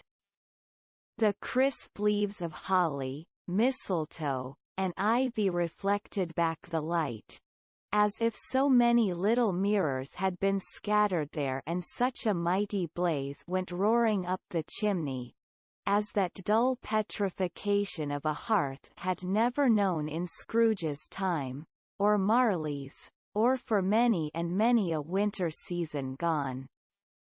Heaped up on the floor, to form a kind of throne, were turkeys, geese, game, poultry, brawn, great joints of meat, sucking pigs, long wreaths of sausages, mince pies, plum puddings, barrels of oysters, red-hot chestnuts, cherry-cheeked apples, juicy oranges, luscious pears, immense 12th cakes, and seething bowls of punch, that made the chamber dim with their delicious steam. In easy state upon this couch, there sat a jolly giant, glorious to see, who bore a glowing torch, in shape not unlike Plenty's horn, and held it up, high up, to shed its light on Scrooge, as he came peeping round the door. "Come in!" exclaimed the ghost. "Come in, and know me better, man." Scrooge entered timidly, and hung his head before this spirit. He was not the dogged Scrooge he had been, and though the spirit's eyes were clear and kind, he did not like to meet them. "I am the ghost of Christmas Present," said the spirit. "Look upon me." Scrooge reverently did so. It was clothed in one simple green robe, or mantle, bordered with white fur. This garment hung so loosely on the figure, that its capacious breast was bare, as if disdaining to be warded or concealed by any artifice. Its feet, observable beneath the ample folds of the garment, were also bare, and on its head it wore no other covering than a holly wreath, set here and there with shining icicles. Its dark brown curls were long and free as its genial face, its sparkling eye, its open hand, its cheery voice, its unconstrained demeanor, and its joyful air. Girded round its middle was an antique scabbard, but no sword was in it, and the ancient sheath was eaten up with rust. "You have never seen the like of me before," exclaimed the spirit. "Never," Scrooge made answer to it. "Have never walked forth with the younger members of my family, meaning for I am very young, my elder brothers born in these later years?" pursued the phantom. "I don't think I have," said Scrooge. "I am afraid I have not." "Have you had many brothers, spirit?" "More than 1,800, said the ghost. "A tremendous family to provide for," muttered Scrooge. The ghost of Christmas present rose. "Spirit," said Scrooge submissively, "conduct me where you will. I went forth last night on compulsion, and I learnt a lesson which is working now. Tonight, if you have aught to teach me, let me profit by it." "Touch my robe." Scrooge did as he was told, and held it fast. Holly, mistletoe, red berries, ivy, turkeys, geese, game, poultry, brawn, meat, pigs, sausages, oysters, pies, puddings, fruit, and punch, all vanished instantly. So did the room, the fire, the ruddy glow, the hour of night, and they stood in the city streets on Christmas morning. Where for the weather was severe, the people made a rough, but brisk and not unpleasant kind of music, in scraping the snow from the pavement in front of their dwellings, and from the tops of their houses, whence it was mad delight to the boys to see it come plumping down into the road below, and splitting into artificial little snowstorms. The house fronts looked black enough, and the windows blacker, contrasting with the smooth white sheet of snow upon the roofs, and with the dirtier snow upon the ground, which last deposit had been ploughed up in deep furrows by the heavy wheels of carts and wagons, furrows that crossed and recrossed each other hundreds of times, where the great streets branched off and made intricate channels, hard to trace in the thick yellow mud and icy water. The sky was gloomy, and the shortest streets were choked up with a dingy mist, half thawed, half frozen, whose heavier particles descended in a shower of sooty atoms, as if all the chimneys in Great Britain had, by one consent, caught fire, and were blazing away to their dear hearts' content. There was nothing very cheerful in the climate or the town, and yet was there an air of cheerfulness abroad that the clearest summer air and brightest summer sun might have endeavoured to diffuse in vain. For, the people who were shovelling away on the housetops were jovial and full of glee, calling out to one another from the parapets, and now and then exchanging a facetious snowball better-natured missile far than many a wordy jest, laughing heartily if it went right and not less heartily if it went wrong. The poulterers' shops were still half open, and the fruiterers were radiant in their glory. There were great, round, pot-bellied baskets of chestnuts, shaped like the waistcoats of jolly old gentlemen, lolling at the doors, and tumbling out into the street in their apoplectic opulence. There were ruddy, brown-faced, broad-girthed Spanish onions, shining in the fatness of their growth like Spanish friars, and winking from their shelves in wanton slyness at the girls as they went by, and glanced demurely at the hung-up mistletoe. There were pears and apples, clustered high in blooming pyramids there were bunches of grapes, made, in the shopkeeper's benevolence to dangle from conspicuous hooks, that people's mouths might water gratis as they passed. There were piles of filberts, mossy and brown, recalling, in their fragrance, ancient walks among the woods, and pleasant shufflings ankle-deep through withered leaves. There were Norfolk biffins, squat and swarthy, setting off the yellow of the oranges and lemons, and, in the great compactness of their juicy persons, urgently entreating and beseeching to be carried home in paper bags and eaten after dinner. The very gold and silver fish, set forth among these choice fruits in a bowl, though members of a dull and stagnant-blooded race, appeared to know that there was something going on and, to a fish, went gasping round and round their little world in slow and passionless excitement. The grocers. Oh, the grocers. Nearly closed, with perhaps 2 shutters down, or one, but through those gaps such glimpses.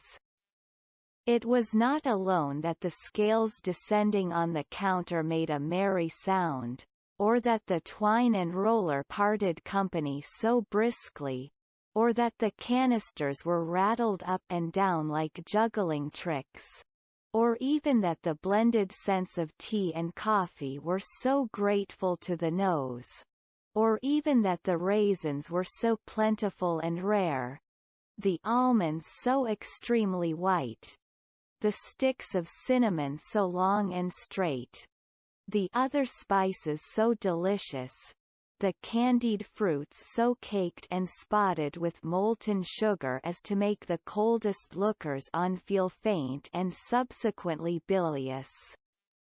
Nor was it that the figs were moist and pulpy, or that the French plums blushed in modest tartness from their highly decorated boxes, or that everything was good to eat and in its Christmas dress, but the customers were all so hurried and so eager in the hopeful promise of the day, that they tumbled up against each other at the door, crashing their wicker baskets wildly, and left their purchases upon the counter, and came running back to fetch them, and committed hundreds of the like mistakes, in the best humor possible, while the grocer and his people were so frank and fresh that the polished hearts with which they fastened their aprons behind might have been their own, worn outside for general inspection, and for Christmas daws to peck at if they chose. But soon the steeples called good people all, to church and chapel, and away they came, flocking through the streets in their best clothes, and with their gayest faces.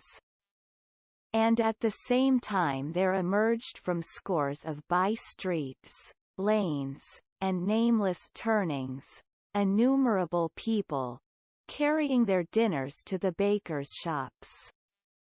The sight of these poor revellers appeared to interest the spirit very much, for he stood with Scrooge beside him in a baker's doorway, and taking off the covers as their bearers passed, sprinkled incense on their dinners from his torch.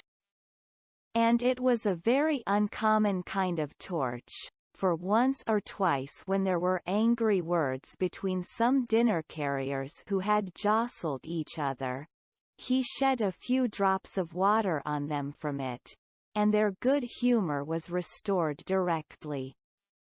For they said, it was a shame to quarrel upon Christmas Day.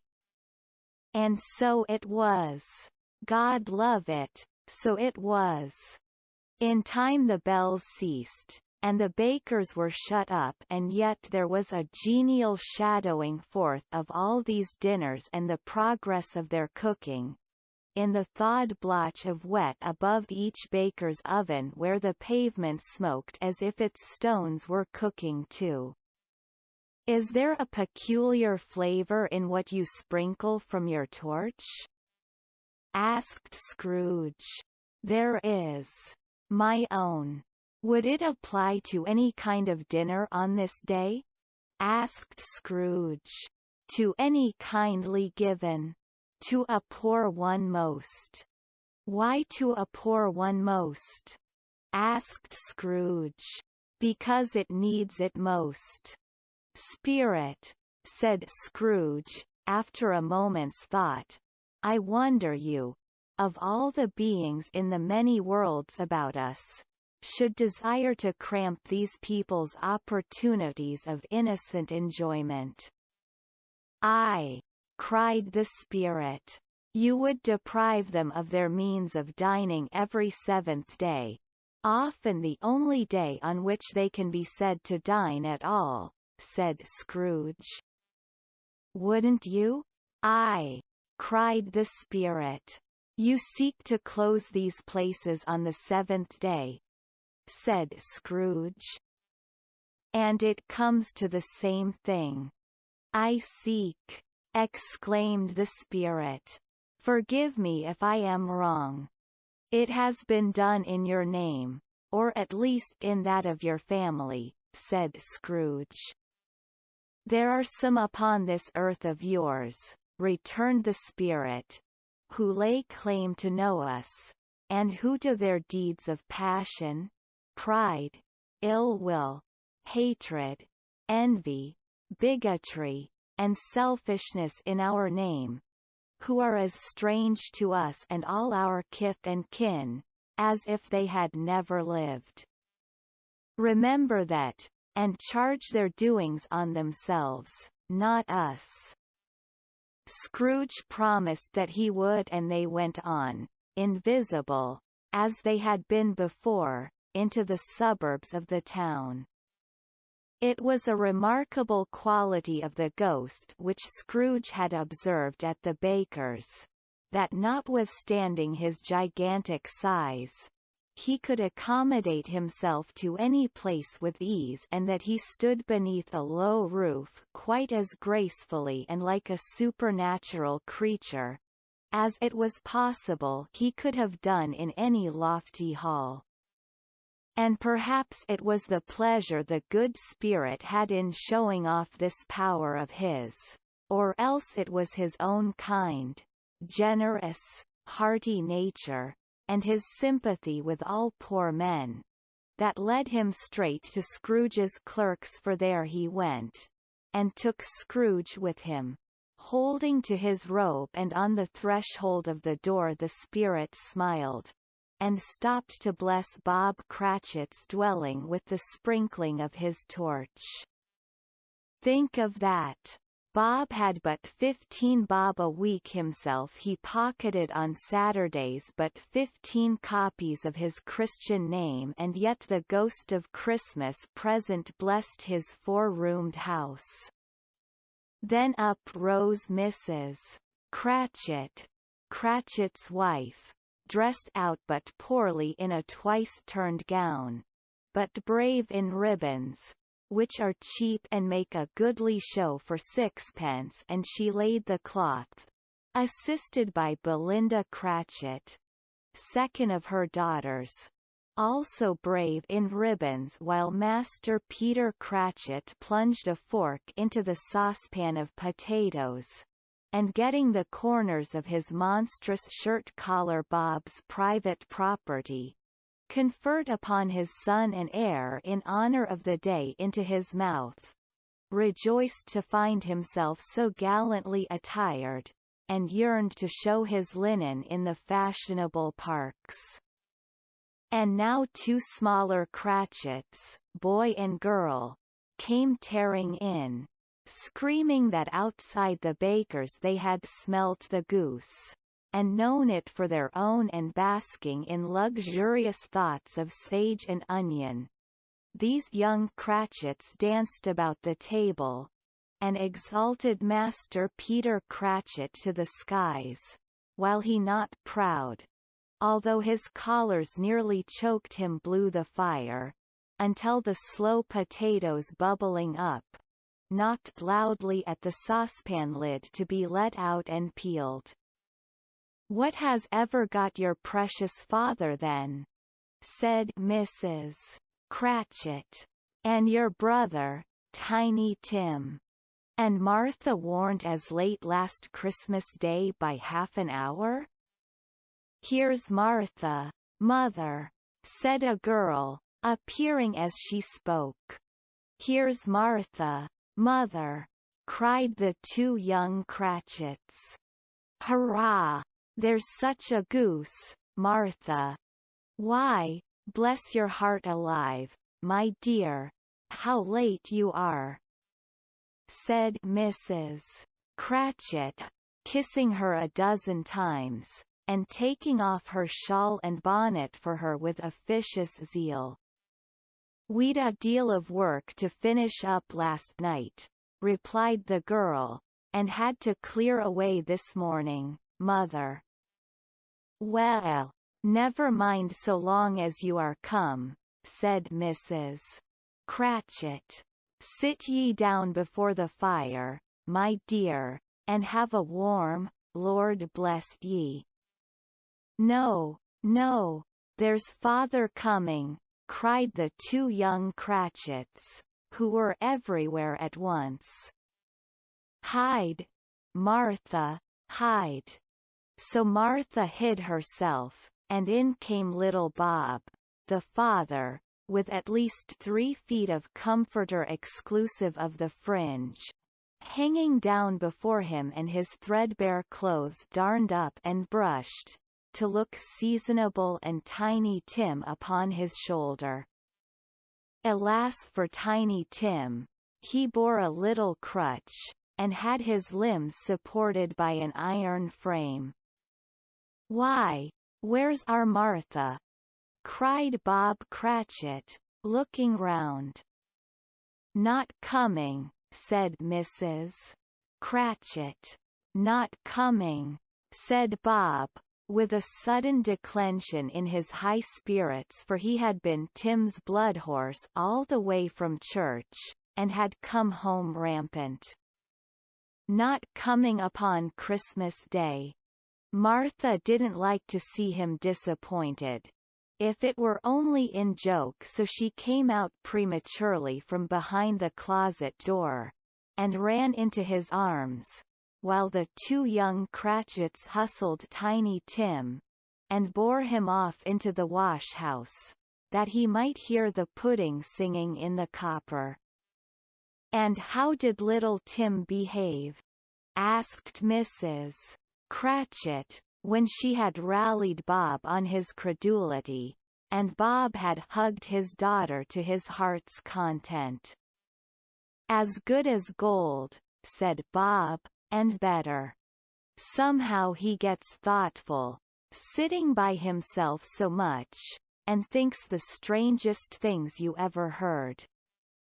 He told me, coming home, that he hoped the people saw him in the church, because he was a cripple, and it might be pleasant to them to remember upon Christmas Day, who made lame beggars walk, and blind men see." Bob's voice was tremulous when he told them this, and trembled more when he said that Tiny Tim was growing strong and hearty. His active little crutch was heard upon the floor, and back came Tiny Tim before another word was spoken, escorted by his brother and sister to his stool before the fire, and while Bob, turning up his cuffs as if, poor fellow, they were capable of being made more shabby, compounded some hot mixture in a jug with gin and lemons, and stirred it round and put it on the hob to simmer Master Peter, and the two ubiquitous young Cratchits went to fetch the goose, with which they soon returned in high procession. Such a bustle ensued that you might have thought a goose the rarest of all birds, a feathered phenomenon, to which a black swan was a matter of course, and in truth, it was something very like it in that house. Mrs. Cratchit made the gravy ready beforehand in a little saucepan hissing hot. Master Peter mashed the potatoes with incredible vigor. Miss Belinda sweetened up the applesauce. Martha dusted the hot plates. Bob took Tiny Tim beside him in a tiny corner at the table. The two young Cratchits set chairs for everybody, not forgetting themselves, and mounting guard upon their posts, crammed spoons into their mouths, lest they should shriek for goose before their turn came to be helped. At last the dishes were set on, and grace was said. It was succeeded by a breathless pause, as Mrs. Cratchit, looking slowly all along the carving knife, prepared to plunge it in the breast. But when she did, and when the long-expected gush of stuffing issued forth, one murmur of delight arose all round the board, and even Tiny Tim, excited by the two young Cratchits, beat on the table with the handle of his knife, and feebly cried hurrah. There never was such a goose. Bob said he didn't believe there ever was such a goose cooked. Its tenderness and flavor, size and cheapness, were the themes of universal admiration. Eked out by applesauce and mashed potatoes, it was a sufficient dinner for the whole family indeed, as Mrs. Cratchit said with great delight, surveying one small atom of a bone upon the dish. They hadn't ate it all at last. Yet everyone had had enough, and the youngest Cratchits in particular were steeped in sage and onion to the eyebrows. But now, the plates being changed by Miss Belinda, Mrs. Cratchit left the room alone, too nervous to bear witnesses to take the pudding up and bring it in. Suppose it should not be done enough? Suppose it should break in turning out? Suppose somebody should have got over the wall of the backyard, and stolen it, while they were merry with the goose, a supposition at which the two young Cratchits became livid. All sorts of horrors were supposed. Hullo! A great deal of steam. The pudding was out of the copper. A smell like a washing day. That was the cloth. A smell like an eating-house and a pastrycook's next door to each other, with a laundress's next door to that. That was the pudding. In half a minute Mrs. Cratchit entered, flushed, but smiling proudly with the pudding, like a speckled cannonball, so hard and firm, blazing in half a quartern of ignited brandy, and bedight with Christmas holly stuck into the top. "Oh, a wonderful pudding," Bob Cratchit said, and calmly too, that he regarded it as the greatest success achieved by Mrs. Cratchit since their marriage. Mrs. Cratchit said that now the weight was off her mind, she would confess she had had her doubts about the quantity of flour. Everybody had something to say about it, but nobody said or thought it was at all a small pudding for a large family. It would have been flat heresy to do so. Any Cratchit would have blushed to hint at such a thing. At last the dinner was all done, the cloth was cleared, the hearth swept, and the fire made up. The compound in the jug being tasted, and considered perfect, apples and oranges were put upon the table, and a shovel full of chestnuts on the fire. Then all the Cratchit family drew round the hearth, in what Bob Cratchit called a circle, meaning half a one, and at Bob Cratchit's elbow stood the family display of glass. 2 tumblers, and a custard cup without a handle. These held the hot stuff from the jug, however, as well as golden goblets would have done, and Bob served it out with beaming looks, while the chestnuts on the fire sputtered and cracked noisily. Then Bob proposed, "A Merry Christmas to us all, my dears. God bless us." Which all the family re-echoed. "God bless us everyone," said Tiny Tim, the last of all. He sat very close to his father's side upon his little stool. Bob held his withered little hand in his, as if he loved the child, and wished to keep him by his side, and dreaded that he might be taken from him. "Spirit," said Scrooge, with an interest he had never felt before, "tell me if Tiny Tim will live." "I see a vacant seat," replied the ghost, "in the poor chimney corner, and a crutch without an owner, carefully preserved. If these shadows remain unaltered by the future, the child will die." "No, no," said Scrooge. "Oh, no, kind spirit. Say he will be spared. If these shadows remain unaltered by the future, none other of my race," returned the ghost, "will find him here." "What then? If he be like to die, he had better do it, and decrease the surplus population." Scrooge hung his head to hear his own words quoted by the spirit, and was overcome with penitence and grief.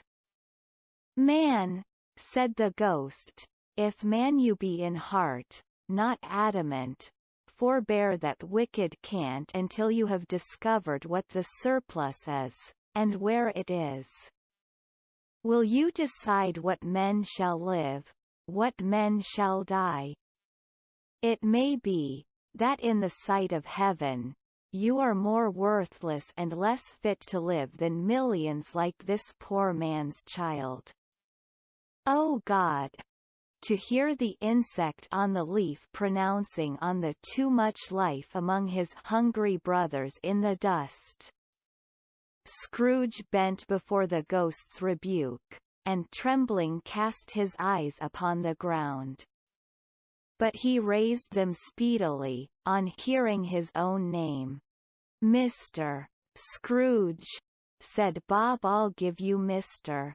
Scrooge, the founder of the feast." "The founder of the feast indeed!" cried Mrs. Cratchit, reddening. "I wish I had him here. I'd give him a piece of my mind to feast upon, and I hope he'd have a good appetite for it." "My dear," said Bob, "the children." "Christmas Day. It should be Christmas Day, I am sure," said she, "on which one drinks the health of such an odious, stingy, hard, unfeeling man as Mr. Scrooge. You know he is, Robert. Nobody knows it better than you do, poor fellow." "My dear," was Bob's mild answer, "Christmas Day. I'll drink his health for your sake and the day's," said Mrs. Cratchit, "not for his. Long life to him. A Merry Christmas and a Happy New Year. He'll be very merry and very happy, I have no doubt." The children drank the toast after her. It was the first of their proceedings which had no heartiness. Tiny Tim drank it last of all, but he didn't care twopence for it. Scrooge was the ogre of the family. The mention of his name cast a dark shadow on the party, which was not dispelled for full 5 minutes. After it had passed away, they were 10 times merrier than before, from the mere relief of Scrooge the baleful being done with. Bob Cratchit told them how he had a situation in his eye for Master Peter, which would bring in, if obtained, full 5 and 6 weekly. The two young Cratchits laughed tremendously at the idea of Peter's being a man of business, and Peter himself looked thoughtfully at the fire from between his collars, as if he were deliberating what particular investments he should favor when he came into the receipt of that bewildering income. Martha, who was a poor apprentice at a milliner's, then told them what kind of work she had to do, and how many hours she worked at a stretch, and how she meant to lie abed tomorrow morning for a good long rest, tomorrow being a holiday she passed at home. Also how she had seen a countess and a lord some days before, and how the lord was much about as tall as Peter, at which Peter pulled up his collar so high that you couldn't have seen his head if you had been there. All this time the chestnuts and the jug went round, and by they had a song, about a lost child travelling in the snow, from Tiny Tim, who had a plaintive little voice, and sang it very well indeed. There was nothing of high mark in this. They were not a handsome family, they were not well dressed, their shoes were far from being waterproof, their clothes were scanty, and Peter might have known, and very likely did, the inside of a pawnbroker's. But they were happy, grateful, pleased with one another, and contented with the time, and when they faded, and looked happier yet in the bright sprinklings of the spirit's torch at parting, Scrooge had his eye upon them, and especially on Tiny Tim, until the last. By this time it was getting dark, and snowing pretty heavily, and as Scrooge and the spirit went along the streets, the brightness of the roaring fires in kitchens, parlors, and all sorts of rooms, was wonderful. Here, the flickering of the blaze showed preparations for a cozy dinner, with hot plates baking through and through before the fire, and deep red curtains, ready to be drawn to shut out cold and darkness.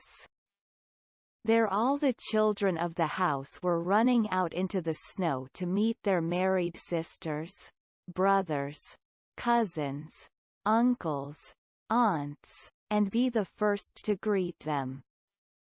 Here, again, were shadows on the window blind of guests assembling, and there a group of handsome girls, all hooded and fur-booted, and all chattering at once, tripped lightly off to some near neighbor's house where, woe upon the single man who saw them enter, artful witches, well they knew it in a glow.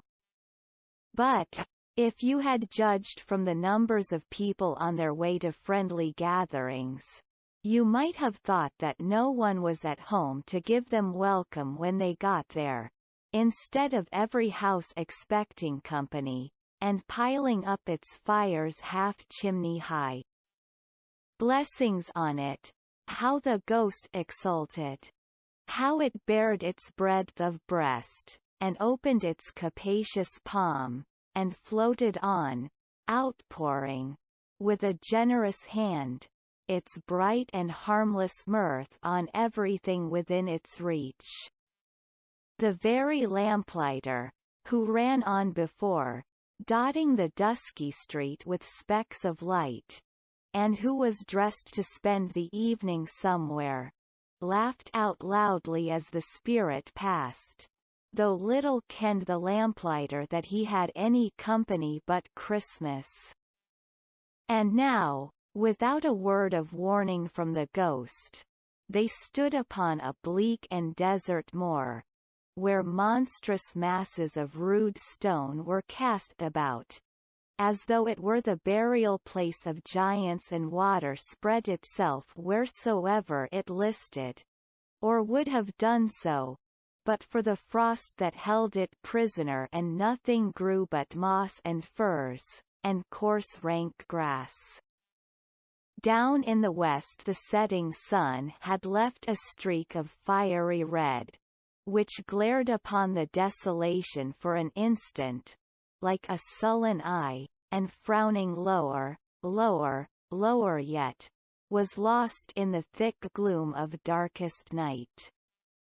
"What place is this?" asked Scrooge. "A place where miners live, who labor in the bowels of the earth," returned the spirit. "But they know me. See." A light shone from the window of a hut, and swiftly they advanced towards it. Passing through the wall of mud and stone, they found a cheerful company assembled round a glowing fire.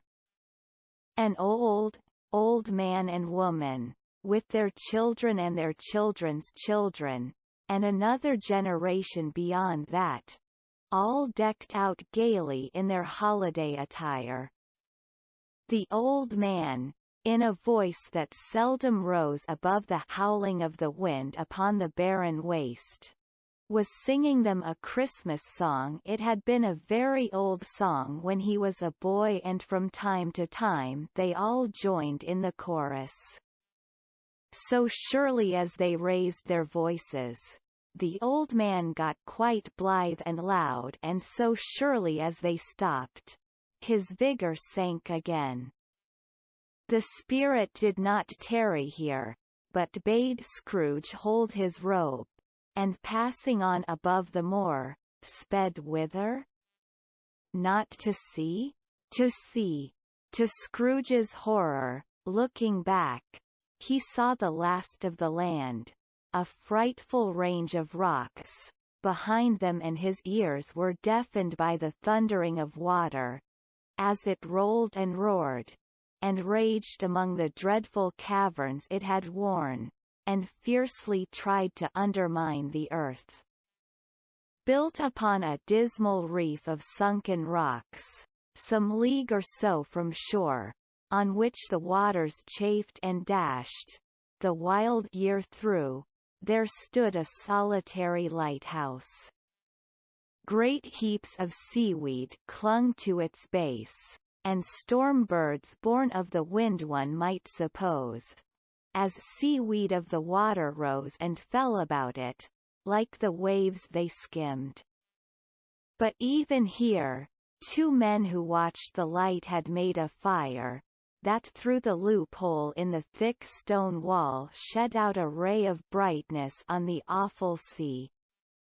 Joining their horny hands over the rough table at which they sat, they wished each other Merry Christmas in their can of grog, and one of them, the elder, too, with his face all damaged and scarred with hard weather, as the figurehead of an old ship, might be struck up a sturdy song that was like a gale in itself. Again the ghost sped on, above the black and heaving sea, on until, being far away, as he told Scrooge, from any shore, they lighted on a ship.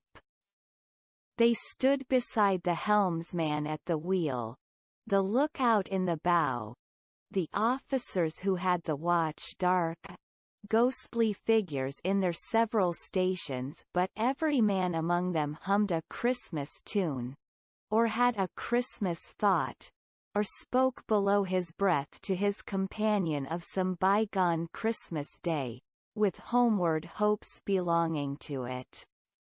And every man on board, waking or sleeping, good or bad, had had a kinder word for another on that day than on any day in the year, and had shared to some extent in its festivities, and had remembered those he cared for at a distance, and had known that they delighted to remember him. It was a great surprise to Scrooge, while listening to the moaning of the wind, and thinking what a solemn thing it was to move on through the lonely darkness over an unknown abyss, whose depths were secrets as profound as death. It was a great surprise to Scrooge, while thus engaged, to hear a hearty laugh. It was a much greater surprise to Scrooge to recognize it as his own nephew's and to find himself in a bright, dry, gleaming room, with the spirit standing smiling by his side, and looking at that same nephew with approving affability. "Ha! Ha!" laughed Scrooge's nephew. "Ha! Ha! Ha! If you should happen, by any unlikely chance, to know a man more blessed in a laugh than Scrooge's nephew, all I can say is, I should like to know him too. Introduce him to me, and I'll cultivate his acquaintance. It is a fair, even-handed, noble adjustment of things, that while there is infection in disease and sorrow, there is nothing in the world so irresistibly contagious as laughter and good humor." When Scrooge's nephew laughed in this way, holding his sides, rolling his head, and twisting his face into the most extravagant contortions, Scrooge's niece, by marriage, laughed as heartily as he. And their assembled friends, being not a bit behindhand, roared out lustily. "Ha! Ha! Ha! Ha! Ha! Ha! He said that Christmas was a humbug, as I live!" cried Scrooge's nephew. "He believed it too. More shame for him, Fred," said Scrooge's niece, indignantly. "Bless those women, they never do anything by halves. They are always in earnest. She was very pretty, exceedingly pretty.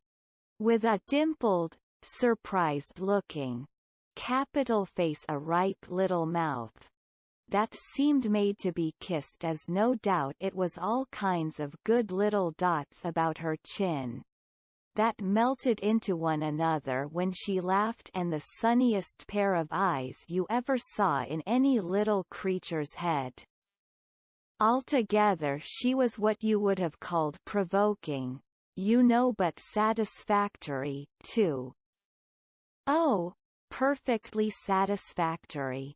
He's a comical old fellow," said Scrooge's nephew. "That's the truth, and not so pleasant as he might be.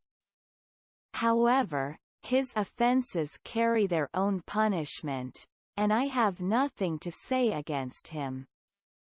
"I'm sure he is very rich, Fred," hinted Scrooge's niece. "At least you always tell me so." "What of that, my dear?" said Scrooge's nephew. "His wealth is of no use to him. He don't do any good with it. He don't make himself comfortable with it. He hasn't the satisfaction of thinking, ha, ha, ha, that he is ever going to benefit us with it." "I have no patience with him," observed Scrooge's niece. Scrooge's niece's sisters, and all the other ladies, expressed the same opinion. "Oh, I have," said Scrooge's nephew. "I am sorry for him. I couldn't be angry with him if I tried. Who suffers by his ill whims? Himself, always. Here, he takes it into his head to dislike us, and he won't come and dine with us. What's the consequence? He don't lose much a dinner. Indeed, I think he loses a very good dinner," interrupted Scrooge's niece. Everybody else said the same, and they must be allowed to have been competent judges, because they had just had dinner and, with the dessert upon the table, were clustered round the fire, by lamplight. "Well, I'm very glad to hear it," said Scrooge's nephew, "because I haven't great faith in these young housekeepers. What do you say, Topper?"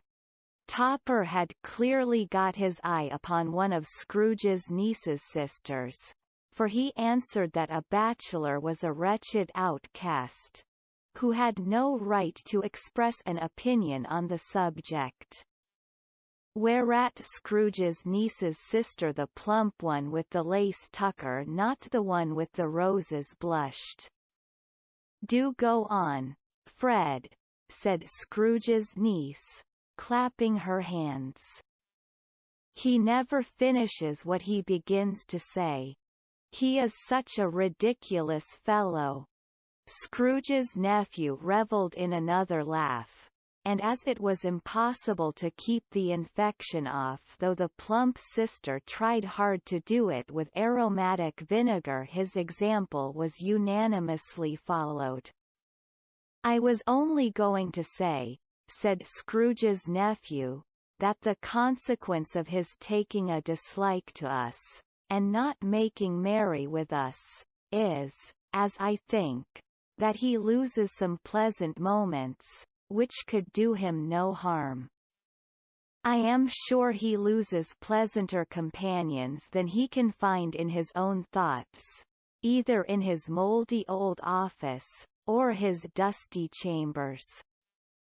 I mean to give him the same chance every year, whether he likes it or not, for I pity him. He may rail at Christmas till he dies, but he can't help thinking better of it. I defy him if he finds me going there, in good temper, year after year, and saying, 'Uncle Scrooge, how are you?' If it only puts him in the vein to leave his poor clerk £50. That's something, and I think I shook him yesterday." It was their turn to laugh now at the notion of his shaking Scrooge.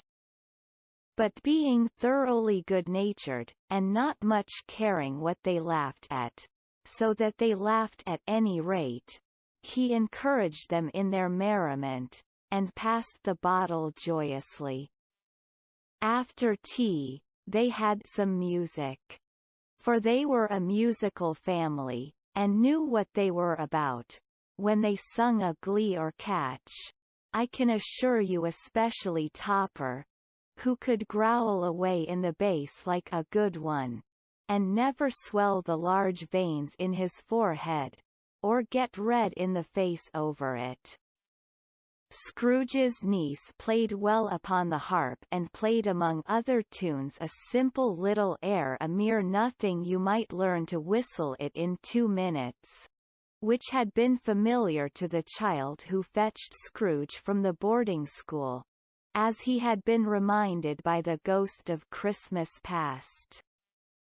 When this strain of music sounded, all the things that ghost had shown him came upon his mind. He softened more and more, and thought that if he could have listened to it often, years ago, he might have cultivated the kindnesses of life for his own happiness with his own hands, without resorting to the sexton's spade that buried Jacob Marley. But they didn't devote the whole evening to music.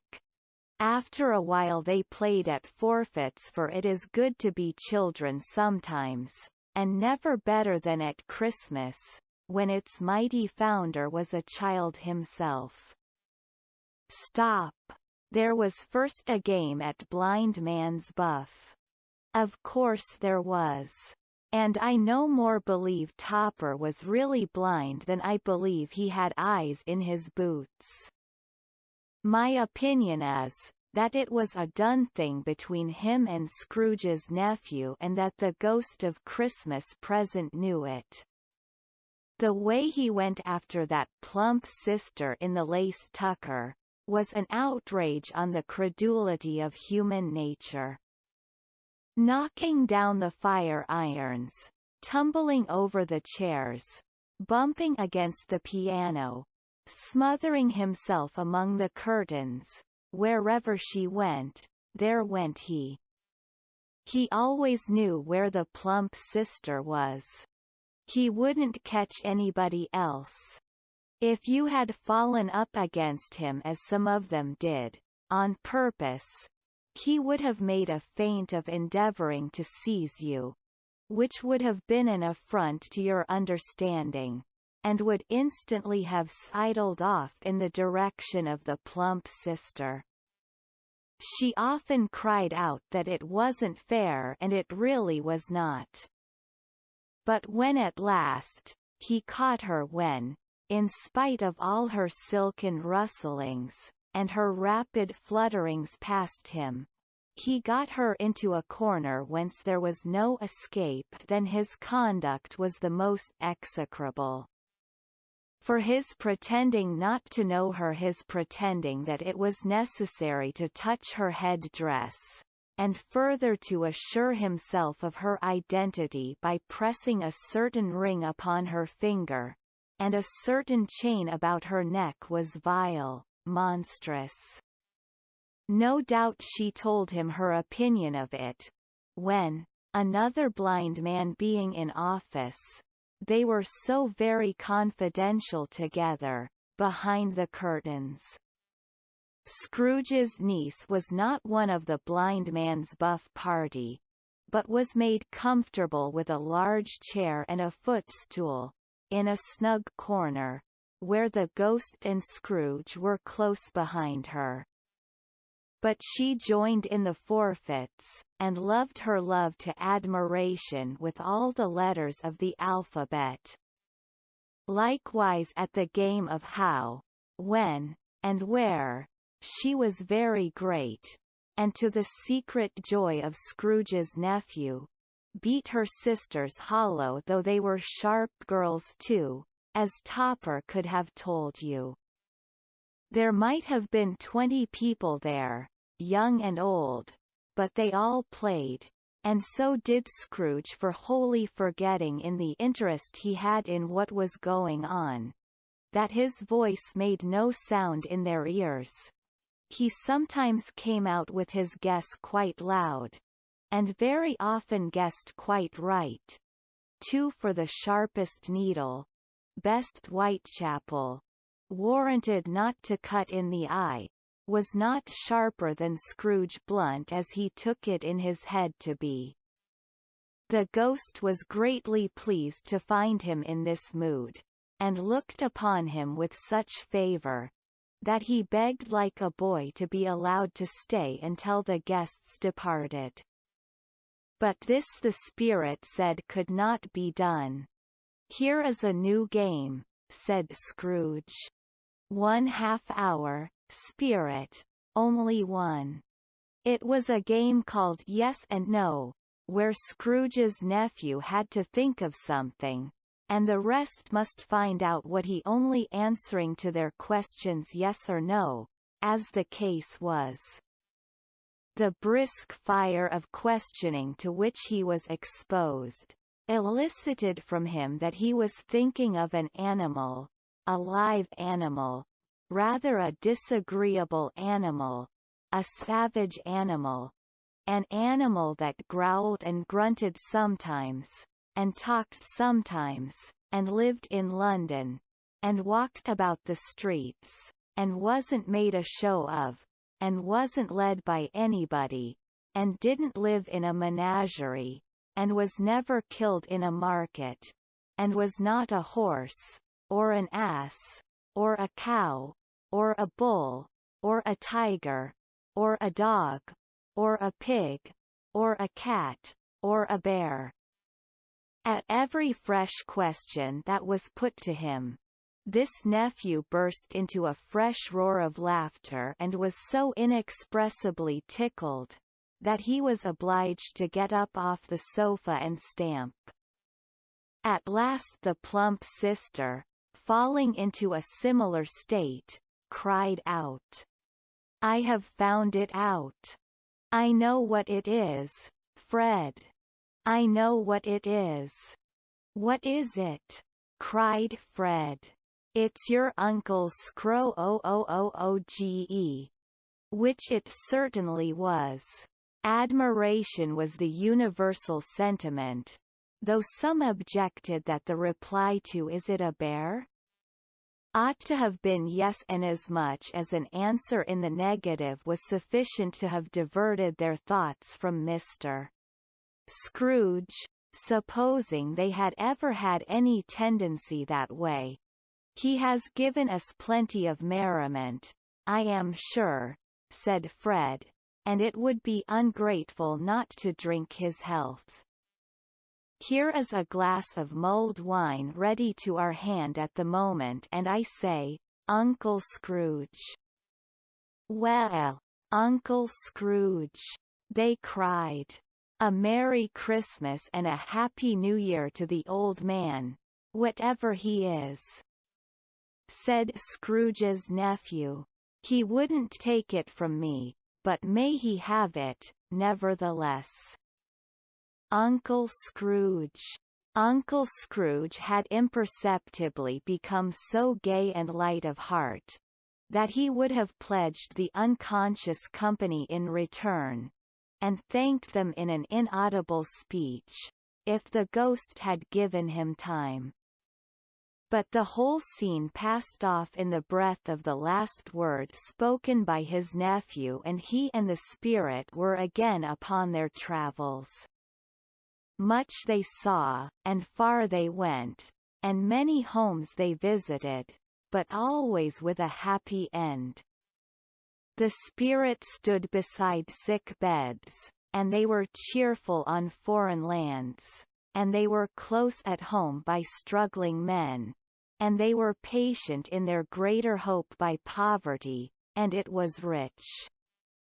In almshouse, hospital, and jail, in misery's every refuge, where vain man in his little brief authority had not made fast the door, and barred the spirit out, he left his blessing, and taught Scrooge his precepts. It was a long night, if it were only a night, but Scrooge had his doubts of this, because the Christmas holidays appeared to be condensed into the space of time they passed together. It was strange, too, that while Scrooge remained unaltered in his outward form, the ghost grew older, clearly older. Scrooge had observed this change, but never spoke of it, until they left a children's Twelfth Night party, when, looking at the spirit as they stood together in an open place, he noticed that its hair was grey. "Are spirits' lives so short?" asked Scrooge. "My life upon this globe is very brief," replied the ghost. "It ends tonight." "Tonight!" cried Scrooge. "Tonight at midnight. Hark! The time is drawing near." The chimes were ringing the 11:15 at that moment. "Forgive me if I am not justified in what I ask," said Scrooge, looking intently at the spirit's robe, "but I see something strange, and not belonging to yourself, protruding from your skirts." "Is it a foot or a claw?" "It might be a claw, for the flesh there is upon it," was the spirit's sorrowful reply. "Look here." From the foldings of its robe, it brought two children, wretched, abject, frightful, hideous, miserable. They knelt down at its feet, and clung upon the outside of its garment. "Oh, man! Look here! Look! Look! Down here!" exclaimed the ghost. They were a boy and girl. Yellow, meager, ragged, scowling, wolfish but prostrate, too, in their humility. Where graceful youth should have filled their features out, and touched them with its freshest tints, a stale and shriveled hand, like that of age, had pinched, and twisted them, and pulled them into shreds. Where angels might have sat enthroned, devils lurked, and glared out menacing. No change, no degradation, no perversion of humanity, in any grade, through all the mysteries of wonderful creation, has monsters half so horrible and dread. Scrooge started back, appalled. Having them shown to him in this way, he tried to say they were fine children, but the words choked themselves, rather than be parties to a lie of such enormous magnitude. Spirit, are they yours? Scrooge could say no more. They are man's, said the spirit, looking down upon them. And they cling to me, appealing from their fathers. This boy is ignorance. This girl is want. Beware them both, and all of their degree, but most of all beware this boy, for on his brow I see that written which is doom, unless the writing be erased. Deny it, cried the spirit, stretching out its hand towards the city. Slander those who tell it ye. Admit it for your factious purposes, and make it worse. And bide the end. Have they no refuge or resource? Cried Scrooge. Are there no prisons? Said the spirit, turning on him for the last time with his own words. Are there no workhouses? The bell struck 12. Scrooge looked about him for the ghost, and saw it not.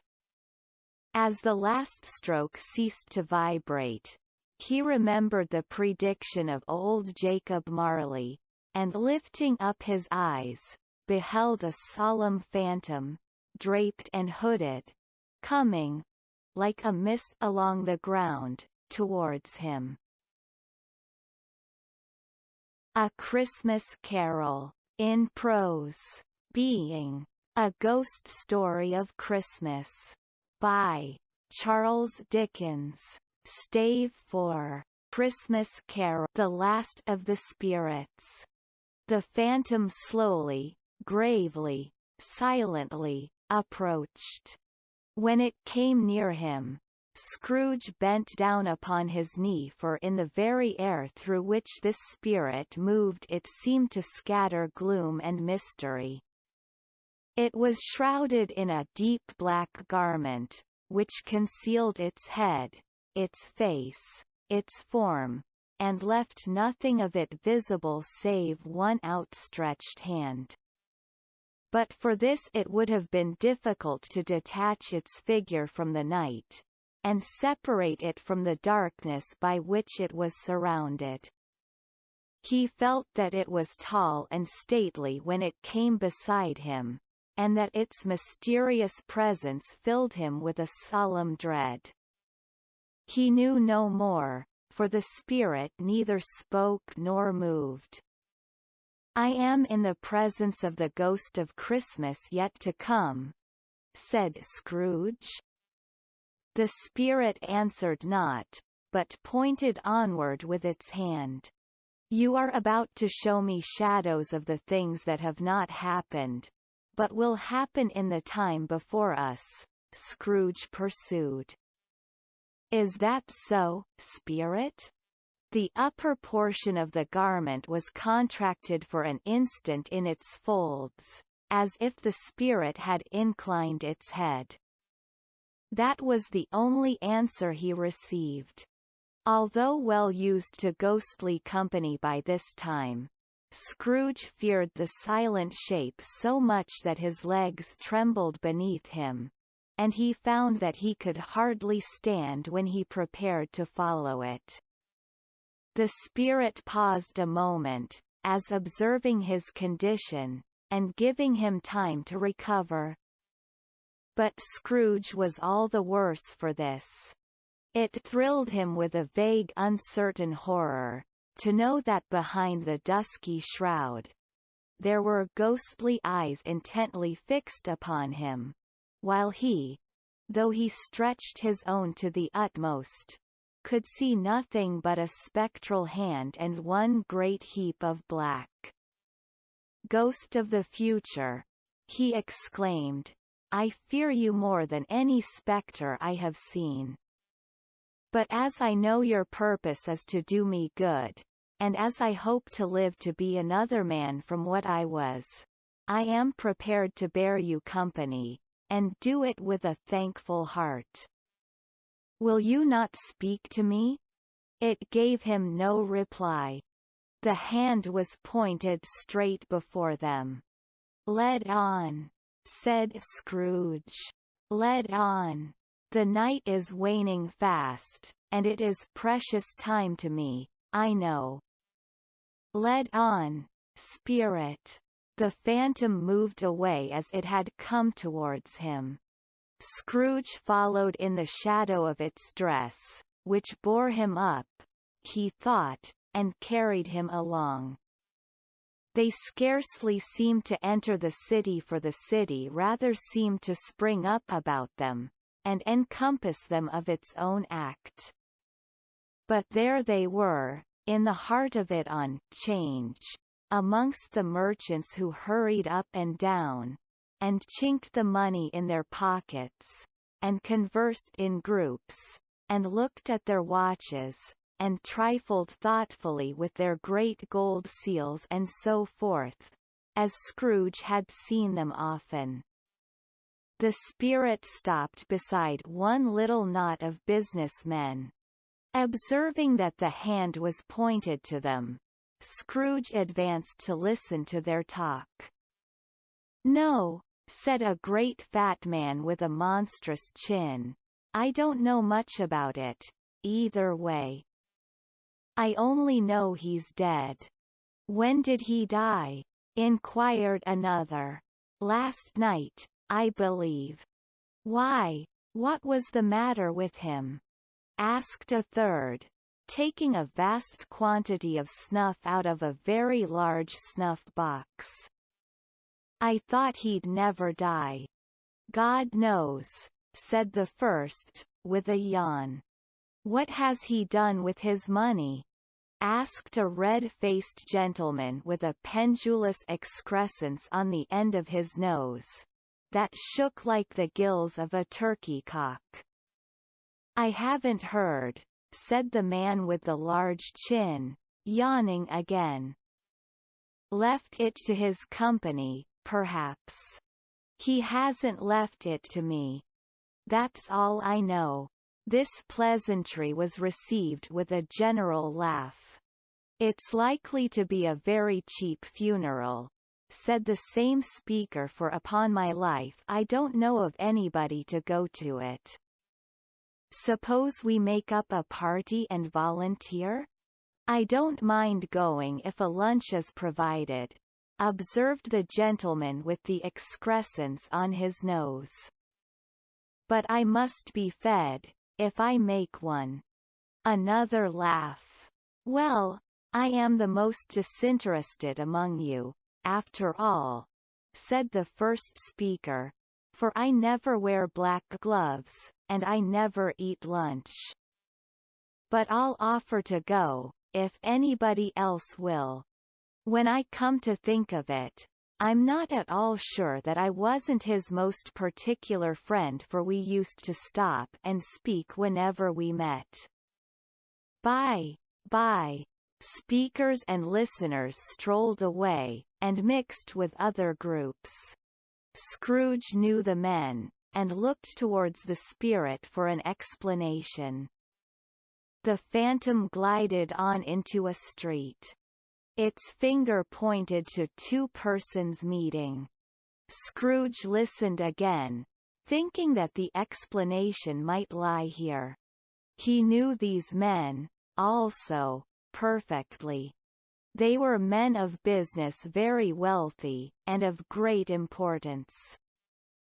He had made a point always of standing well in their esteem in a business point of view, that is, strictly in a business point of view.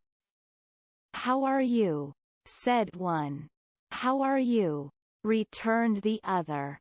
"Well," said the first. "Old Scratch has got his own at last, hey?" "So I am told," returned the second. "Cold, isn't it? Seasonable for Christmas time. You're not a skater, I suppose?" "No, no. Something else to think of." "Good morning." Not another word. That was their meeting, their conversation, and their parting.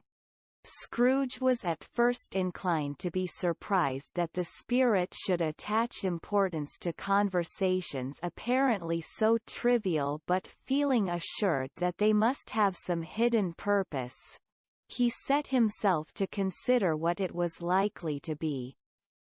They could scarcely be supposed to have any bearing on the death of Jacob, his old partner, for that was past, and this ghost's province was the future.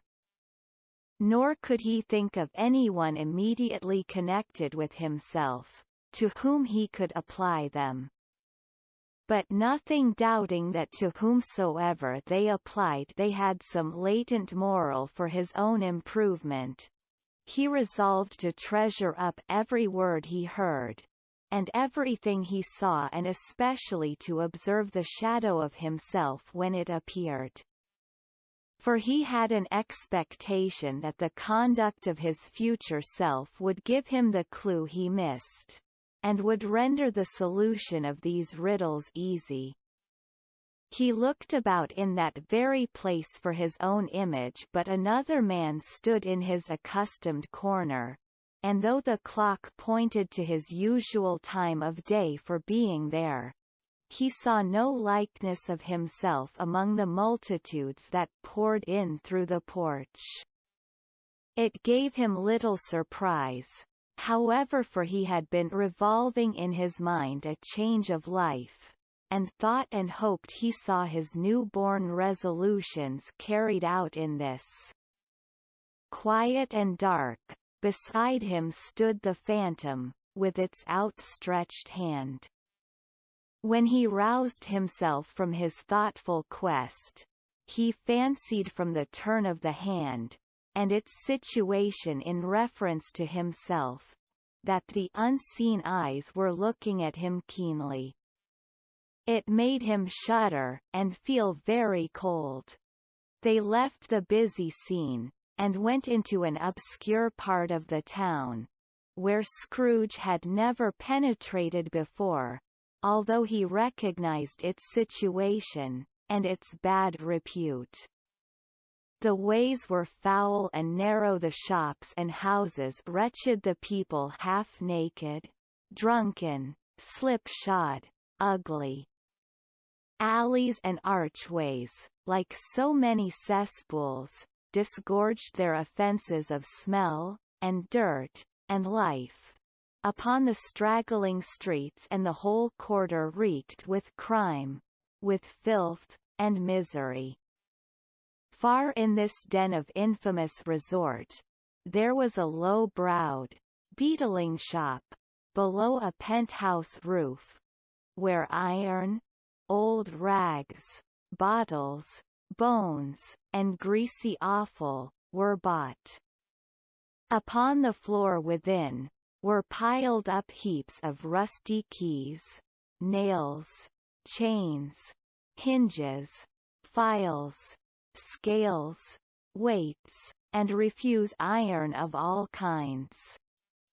Secrets that few would like to scrutinize were bred and hidden in mountains of unseemly rags, masses of corrupted fat, and sepulchres of bones.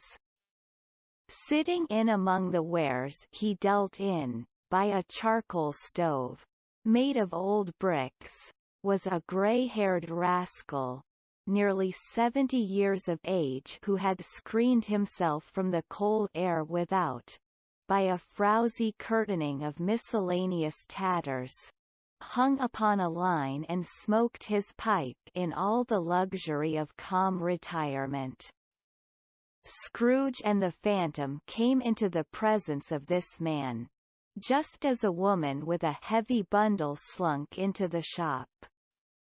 But she had scarcely entered, when another woman, similarly laden, came in too, and she was closely followed by a man in faded black, who was no less startled by the sight of them than they had been upon the recognition of each other. After a short period of blank astonishment, in which the old man with the pipe had joined them, they all three burst into a laugh. "Let the charwoman alone to be the first," cried she who had entered first. "Let the laundress alone to be the second, and let the undertaker's man alone to be the third. Look here, old Joe, here's a chance. If we haven't all three met here without meaning it." "You couldn't have met in a better place," said old Joe, removing his pipe from his mouth. "Come into the parlor. You were made free of it long ago, you know, and the other two aren't strangers. Stop till I shut the door of the shop. Ah, how it squeaks! There ain't such a rusty bit of metal in the place as its own hinges, I believe, and I'm sure there's no such old bones here as mine. Ha! Ha! We're all suitable to our calling, we're well matched. Come into the parlor. Come into the parlor." The parlor was the space behind the screen of rags. The old man raked the fire together with an old stair rod, and having trimmed his smoky lamp, for it was night, with the stem of his pipe, put it in his mouth again. While he did this, the woman who had already spoken threw her bundle on the floor, and sat down in a flaunting manner on a stool, crossing her elbows on her knees, and looking with a bold defiance at the other two. "What odds then? What odds, Mrs. Dilber?" said the woman. "Every person has a right to take care of themselves. He always did." "That's true, indeed," said the laundress. "No man more so. Why then, don't stand staring as if you was afraid, woman, who's the wiser? We're not going to pick holes in each other's coats, I suppose?" "No, indeed," said Mrs. Dilber and the man together. "We should hope not." "Very well, then," cried the woman. "That's enough. Who's the worse for the loss of a few things like these? Not a dead man, I suppose?" "No, indeed," said Mrs. Dilber, laughing. "If he wanted to keep 'em after he was dead, a wicked old screw," pursued the woman. "Why wasn't he natural in his lifetime? If he had been, he'd have had somebody to look after him when he was struck with death, instead of lying gasping out his last there, alone by himself." "It's the truest word that ever was spoke," said Mrs. Dilber. "It's a judgment on him." "I wish it was a little heavier judgment," replied the woman, "and it should have been. You may depend upon it, if I could have laid my hands on anything else. Open that bundle, old Joe, and let me know the value of it. Speak out plain. I'm not afraid to be the first, nor afraid for them to see it. We know pretty well that we were helping ourselves, before we met here, I believe. It's no sin. Open the bundle, Joe." But the gallantry of her friends would not allow of this, and the man in faded black, mounting the breach first, produced his plunder. It was not extensive. A seal or two, a pencil case, a pair of sleeve buttons, and a brooch of no great value, were all. They were severally examined and appraised by old Joe, who chalked the sums he was disposed to give for each, upon the wall, and added them up into a total when he found there was nothing more to come. "That's your account," said Joe, "and I wouldn't give another sixpence, if I was to be boiled for not doing it." "Who's next?" Mrs. Dilber was next. Sheets and towels, a little wearing apparel, 2 old-fashioned silver teaspoons, a pair of sugar tongs, and a few boots. Her account was stated on the wall in the same manner. "I always give too much to ladies. It's a weakness of mine, and that's the way I ruin myself," said old Joe. "That's your account. If you asked me for another penny, and made it an open question, I'd repent a being so liberal and knock off half a crown." "And now undo my bundle, Joe," said the first woman. Joe went down on his knees for the greater convenience of opening it, and having unfastened a great many knots, dragged out a large and heavy roll of some dark stuff. "What do you call this?" said Joe. "Bed curtains." "Ah," returned the woman, laughing and leaning forward on her crossed arms. "Bed curtains. You don't mean to say you took 'em down, rings and all, with him lying there?" said Joe. "Yes I do," replied the woman. "Why not? You were born to make your fortune," said Joe, "and you'll certainly do it." "I certainly shan't hold my hand, when I can get anything in it by reaching it out, for the sake of such a man as he was. I promise you, Joe," returned the woman coolly. "Don't drop that oil upon the blankets, now." "His blankets?" asked Joe. "Whose else's do you think?" replied the woman. "He isn't likely to take cold without 'em, I dare say." "I hope he didn't die of anything catching?" "Eh?" said old Joe, stopping in his work, and looking up. "Don't you be afraid of that," returned the woman. "I ain't so fond of his company that I'd loiter about him for such things, if he did." "Ah, you may look through that shirt till your eyes ache, but you won't find a hole in it, nor a threadbare place. It's the best he had, and a fine one too. They'd have wasted it, if it hadn't been for me." "What do you call wasting of it?" asked old Joe. "Putting it on him to be buried in, to be sure," replied the woman with a laugh. "Somebody was fool enough to do it, but I took it off again. If calico ain't good enough for such a purpose, it isn't good enough for anything. It's quite as becoming to the body. He can't look uglier than he did in that one." Scrooge listened to this dialogue in horror.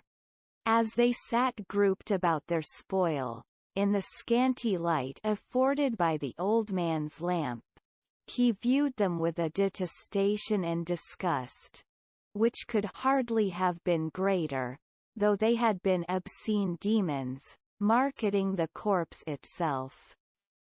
"Ha! Ha!" laughed the same woman, when old Joe, producing a flannel bag with money in it, told out their several gains upon the ground. "This is the end of it, you see. He frightened every one away from him when he was alive, to profit us when he was dead. Ha! Ha! Ha! Spirit! Said Scrooge, shuddering from head to foot. I see, I see. The case of this unhappy man might be my own. My life tends that way, now. Merciful heaven! What is this? He recoiled in terror, for the scene had changed, and now he almost touched a bare, uncurtained bed on which, beneath a ragged sheet, there lay a something covered up, which, though it was dumb, announced itself in awful language. The room was very dark, too dark to be observed with any accuracy, though Scrooge glanced round it in obedience to a secret impulse, anxious to know what kind of room it was. A pale light, rising in the outer air, fell straight upon the bed and on it, plundered and bereft, unwatched, unwept, uncared for, was the body of this man. Scrooge glanced towards the phantom. Its steady hand was pointed to the head. The cover was so carelessly adjusted that the slightest raising of it, the motion of a finger upon Scrooge's part, would have disclosed the face. He thought of it, felt how easy it would be to do, and longed to do it, but had no more power to withdraw the veil than to dismiss the spectre at his side. O cold, cold, rigid, dreadful death, set up thine altar here, and dress it with such terrors as thou hast at thy command, for this is thy dominion. But of the loved, revered, and honoured head, thou canst not turn one hair to thy dread purposes, or make one feature odious. It is not that the hand is heavy and will fall down when released, it is not that the heart and pulse are still, but that the hand was open, generous, and true, the heart brave, warm, and tender, and the pulse a man's. Strike, shadow, strike, and see his good deeds springing from the wound, to sow the world with life immortal. No voice pronounced these words in Scrooge's ears, and yet he heard them when he looked upon the bed. He thought, if this man could be raised up now, what would be his foremost thoughts?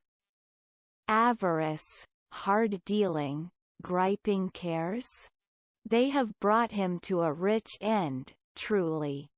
He lay, in the dark empty house, with not a man, a woman, or a child, to say that he was kind to me in this or that, and for the memory of one kind word I will be kind to him. A cat was tearing at the door, and there was a sound of gnawing rats beneath the hearthstone. What they wanted in the room of death, and why they were so restless and disturbed, Scrooge did not dare to think. Spirit, he said, this is a fearful place. In leaving it, I shall not leave its lesson, trust me. Let us go. Still the ghost pointed with an unmoved finger to the head. I understand you, Scrooge returned, and I would do it, if I could. But I have not the power, Spirit. I have not the power. Again it seemed to look upon him. If there is any person in the town, who feels emotion caused by this man's death, said Scrooge quite agonized, show that person to me, Spirit, I beseech you. The phantom spread its dark robe before him for a moment, like a wing, and withdrawing it, revealed a room by daylight, where a mother and her children were.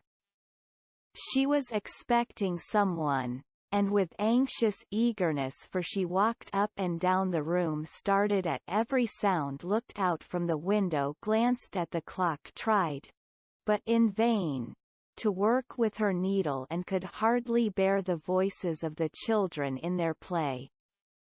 At length the long-expected knock was heard. She hurried to the door, and met her husband, a man whose face was careworn and depressed, though he was young. There was a remarkable expression in it now, a kind of serious delight of which he felt ashamed, and which he struggled to repress. He sat down to the dinner that had been hoarding for him by the fire, and when she asked him faintly what news, which was not until after a long silence, he appeared embarrassed how to answer. "Is it good?" she said, "or bad?" To help him. "Bad," he answered. "We are quite ruined?" "No. There is hope yet, Caroline." "If he relents," she said, amazed. "There is. Nothing is past hope, if such a miracle has happened." "He is past relenting," said her husband. "He is dead."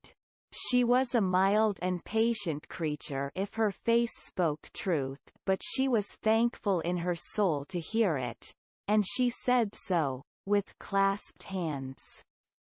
She prayed forgiveness the next moment, and was sorry, but the first was the emotion of her heart. "What the half-drunken woman whom I told you of last night said to me, when I tried to see him and obtain a week's delay, and what I thought was a mere excuse to avoid me, turns out to have been quite true. He was not only very ill, but dying, then. To whom will our debt be transferred? I don't know. But before that time we shall be ready with the money, and even though we were not, it would be a bad fortune indeed to find so merciless a creditor in his successor. We may sleep tonight with light hearts, Caroline." Yes. Soften it as they would, their hearts were lighter. The children's faces, hushed and clustered round to hear what they so little understood, were brighter, and it was a happier house for this man's death. The only emotion that the ghost could show him, caused by the event, was one of pleasure. "Let me see some tenderness connected with a death," said Scrooge, "or that dark chamber, spirit, which we left just now, will be for ever present to me." The ghost conducted him through several streets familiar to his feet, and as they went along, Scrooge looked here and there to find himself, but nowhere was he to be seen. They entered poor Bob Cratchit's house, the dwelling he had visited before, and found the mother and the children seated round the fire. Quiet. Very quiet. The noisy little Cratchits were as still as statues in one corner, and sat looking up at Peter, who had a book before him. The mother and her daughters were engaged in sewing. But surely they were very quiet. And he took a child, and set him in the midst of them. Where had Scrooge heard those words? He had not dreamed them. The boy must have read them out, as he and the spirit crossed the threshold. Why did he not go on? The mother laid her work upon the table, and put her hand up to her face. "The color hurts my eyes," she said. "The color? Ah, poor Tiny Tim. They're better now again," said Cratchit's wife. "It makes them weak by candlelight, and I wouldn't show weak eyes to your father when he comes home, for the world. It must be near his time." "Past it rather," Peter answered, shutting up his book. But I think he has walked a little slower than he used these few last evenings, Mother. They were very quiet again. At last she said, and in a steady, cheerful voice, that only faltered once. I have known him walk with Tiny Tim upon his shoulder, very fast indeed. And so have I, cried Peter. Often. And so have I, exclaimed another. So had all. But he was very light to carry, she resumed, intent upon her work, and his father loved him so, that it was no trouble. And there is your father at the door. She hurried out to meet him, and little Bob in his comforter, he had need of it, poor fellow, came in. His tea was ready for him on the hob, and they all tried who should help him to it most. Then the two young Cratchits got upon his knees and laid, each child a little cheek, against his face, as if they said, "Don't mind it, father. Don't be grieved." Bob was very cheerful with them, and spoke pleasantly to all the family. He looked at the work upon the table, and praised the industry and speed of Mrs. Cratchit and the girls. They would be done long before Sunday, he said. Sunday. You went today, then, Robert? Said his wife. Yes, my dear, returned Bob. I wish you could have gone. It would have done you good to see how green a place it is. But you'll see it often. I promised him that I would walk there on a Sunday. My little child, cried Bob. My little child. He broke down all at once. He couldn't help it. If he could have helped it, he and his child would have been farther apart perhaps than they were. He left the room, and went upstairs into the room above, which was lighted cheerfully, and hung with Christmas. There was a chair set close beside the child, and there were signs of someone having been there, lately. Poor Bob sat down in it, and when he had thought a little and composed himself, he kissed the little face. He was reconciled to what had happened, and went down again quite happy. They drew about the fire, and talked, the girls and mother working still. Bob told them of the extraordinary kindness of Mr.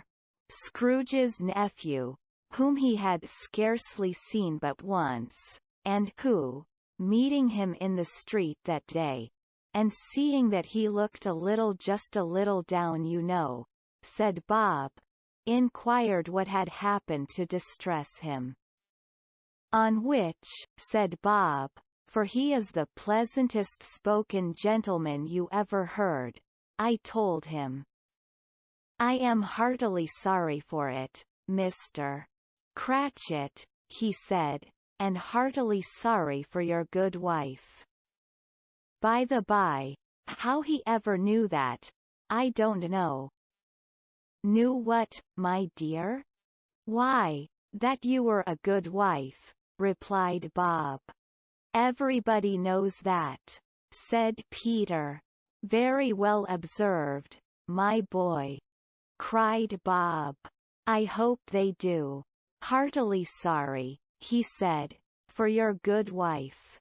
If I can be of service to you in any way, he said, giving me his card, that's where I live. Pray come to me. Now, it wasn't, cried Bob, for the sake of anything he might be able to do for us, so much as for his kind way, that this was quite delightful. It really seemed as if he had known our Tiny Tim, and felt with us. "I'm sure he's a good soul," said Mrs. Cratchit. "You would be surer of it, my dear," returned Bob, "if you saw and spoke to him." "I shouldn't be at all surprised, mark what I say, if he got Peter a better situation. Only hear that, Peter," said Mrs. Cratchit. "And then," cried one of the girls, "Peter will be keeping company with someone, and setting up for himself." "Get along with you," retorted Peter, grinning. "It's just as likely as not," said Bob. "One of these days, though there's plenty of time for that, my dear. But however and whenever we part from one another, I am sure we shall none of us forget poor Tiny Tim, shall we, or this first parting that there was among us?" "Never, father," cried they all.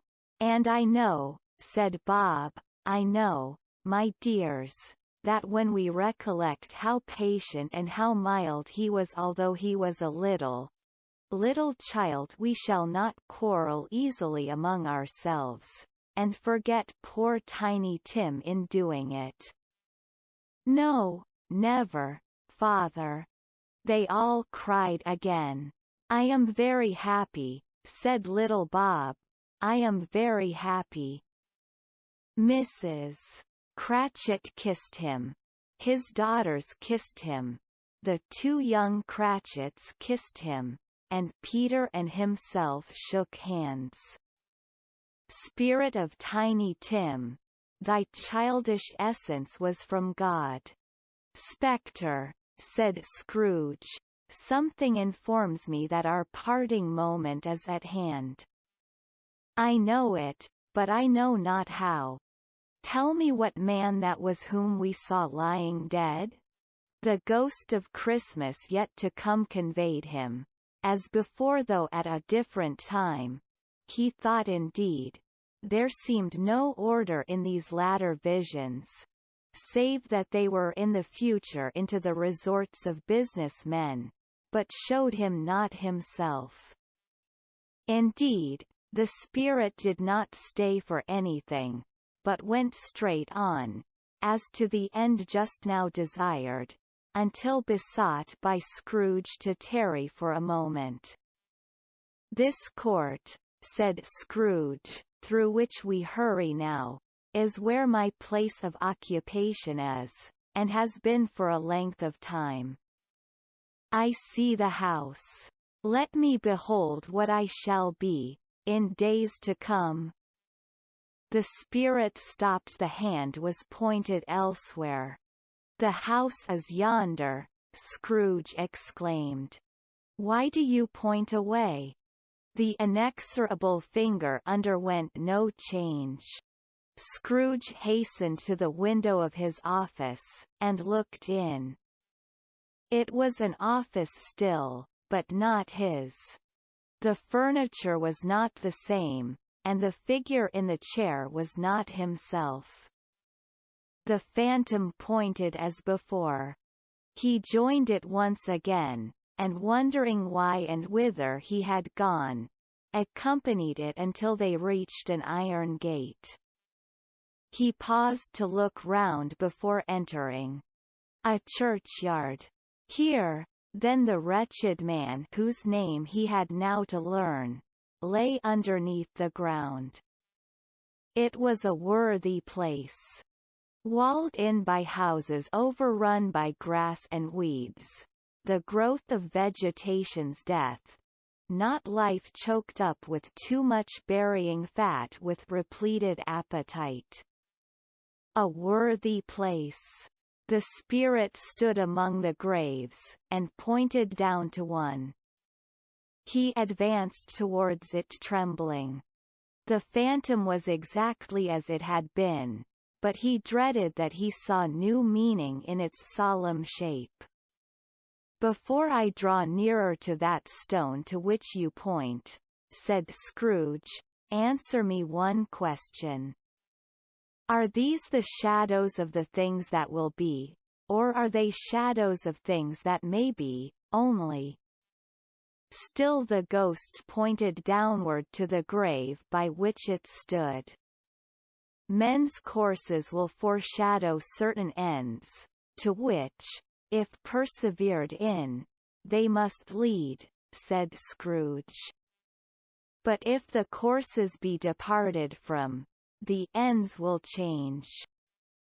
Say it is thus with what you show me.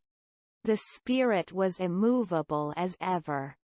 Scrooge crept towards it, trembling as he went, and following the finger, read upon the stone of the neglected grave his own name, Ebenezer Scrooge. Am I that man who lay upon the bed? He cried, upon his knees. The finger pointed from the grave to him, and back again. No, spirit. Oh no, no. The finger still was there. Spirit, he cried, tight clutching at its robe, hear me. I am not the man I was. I will not be the man I must have been but for this intercourse. Why show me this, if I am past all hope? For the first time the hand appeared to shake. Good spirit, he pursued, as down upon the ground he fell before it, your nature intercedes for me, and pities me. Assure me that I yet may change these shadows you have shown me, by an altered life. The kind hand trembled. I will honor Christmas in my heart, and try to keep it all the year.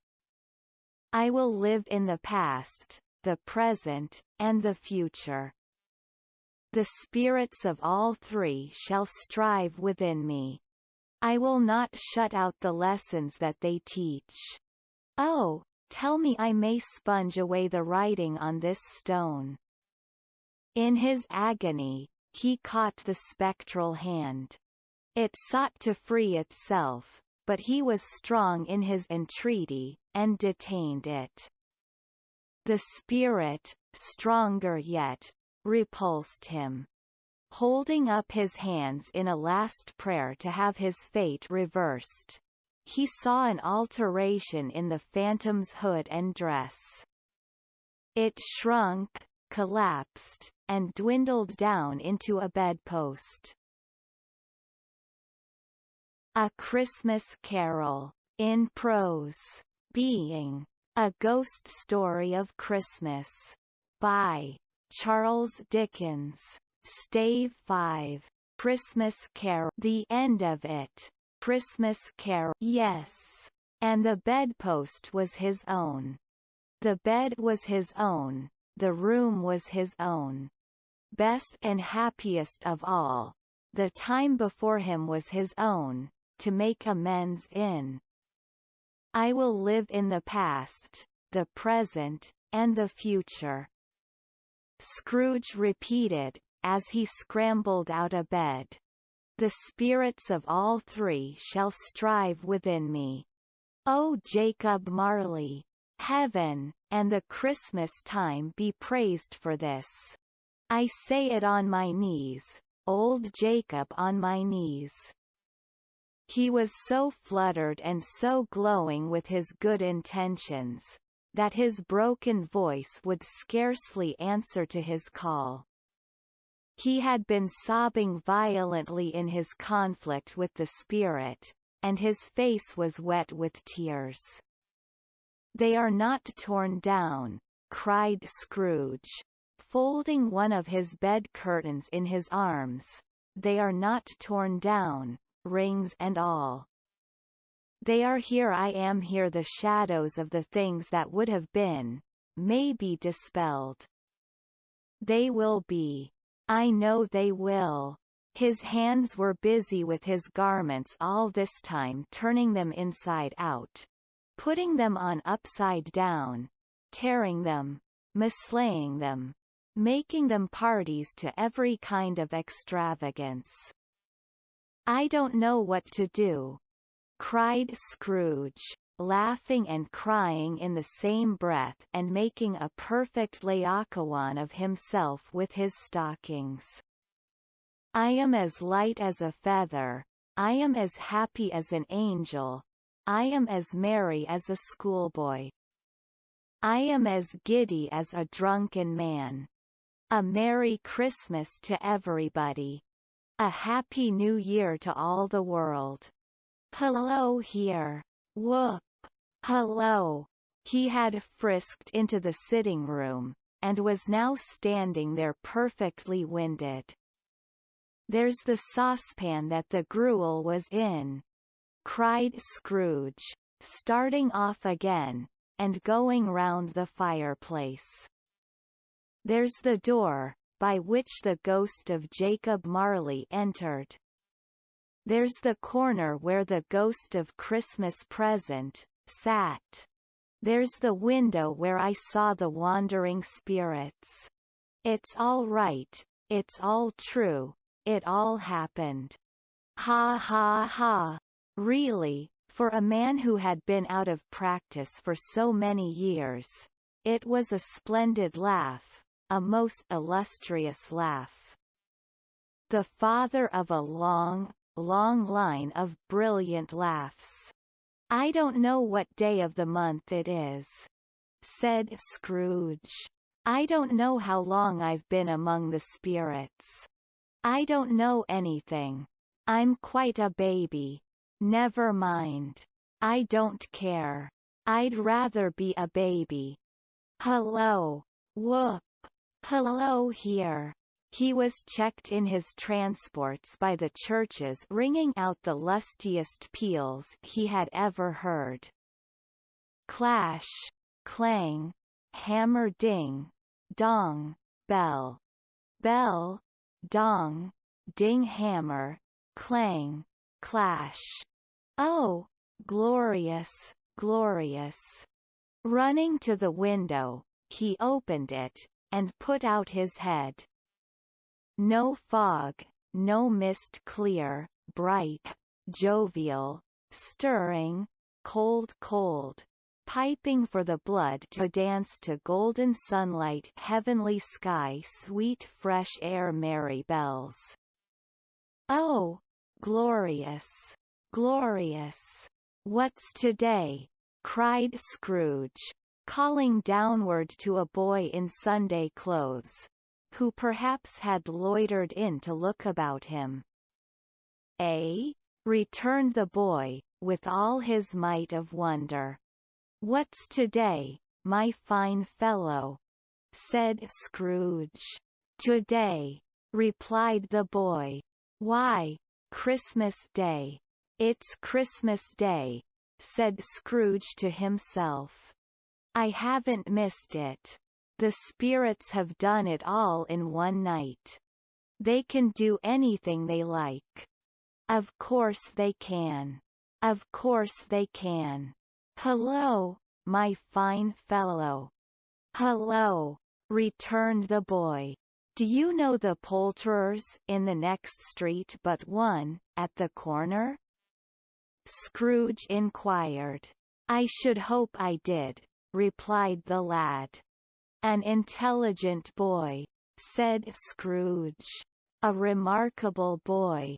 Do you know whether they've sold the prize turkey that was hanging up there? Not the little prize turkey, the big one? What, the one as big as me? Returned the boy. What a delightful boy, said Scrooge. It's a pleasure to talk to him. Yes, my buck. It's hanging there now, replied the boy. Is it? Said Scrooge. Go and buy it. Walk exclaimed the boy. No, no, said Scrooge. I am in earnest. Go and buy it, and tell 'em to bring it here, that I may give them the direction where to take it. Come back with the man, and I'll give you a shilling. Come back with him in less than 5 minutes and I'll give you half a crown. The boy was off like a shot. He must have had a steady hand at a trigger who could have got a shot off half so fast. "I'll send it to Bob Cratchit's," whispered Scrooge, rubbing his hands, and splitting with a laugh. "He shan't know who sends it. It's twice the size of Tiny Tim. Joe Miller never made such a joke as sending it to Bob's will be." The hand in which he wrote the address was not a steady one, but write it he did, somehow, and went downstairs to open the street door, ready for the coming of the poulterer's man. As he stood there, waiting his arrival, the knocker caught his eye. "I shall love it, as long as I live," cried Scrooge, patting it with his hand. "I scarcely ever looked at it before. What an honest expression it has in its face. It's a wonderful knocker. Here's the turkey. Hello. Whoop. How are you? Merry Christmas." It was a turkey. He never could have stood upon his legs, that bird. He would have snapped him short off in a minute, like sticks of sealing wax. "Why, it's impossible to carry that to Camden Town," said Scrooge. "You must have a cab."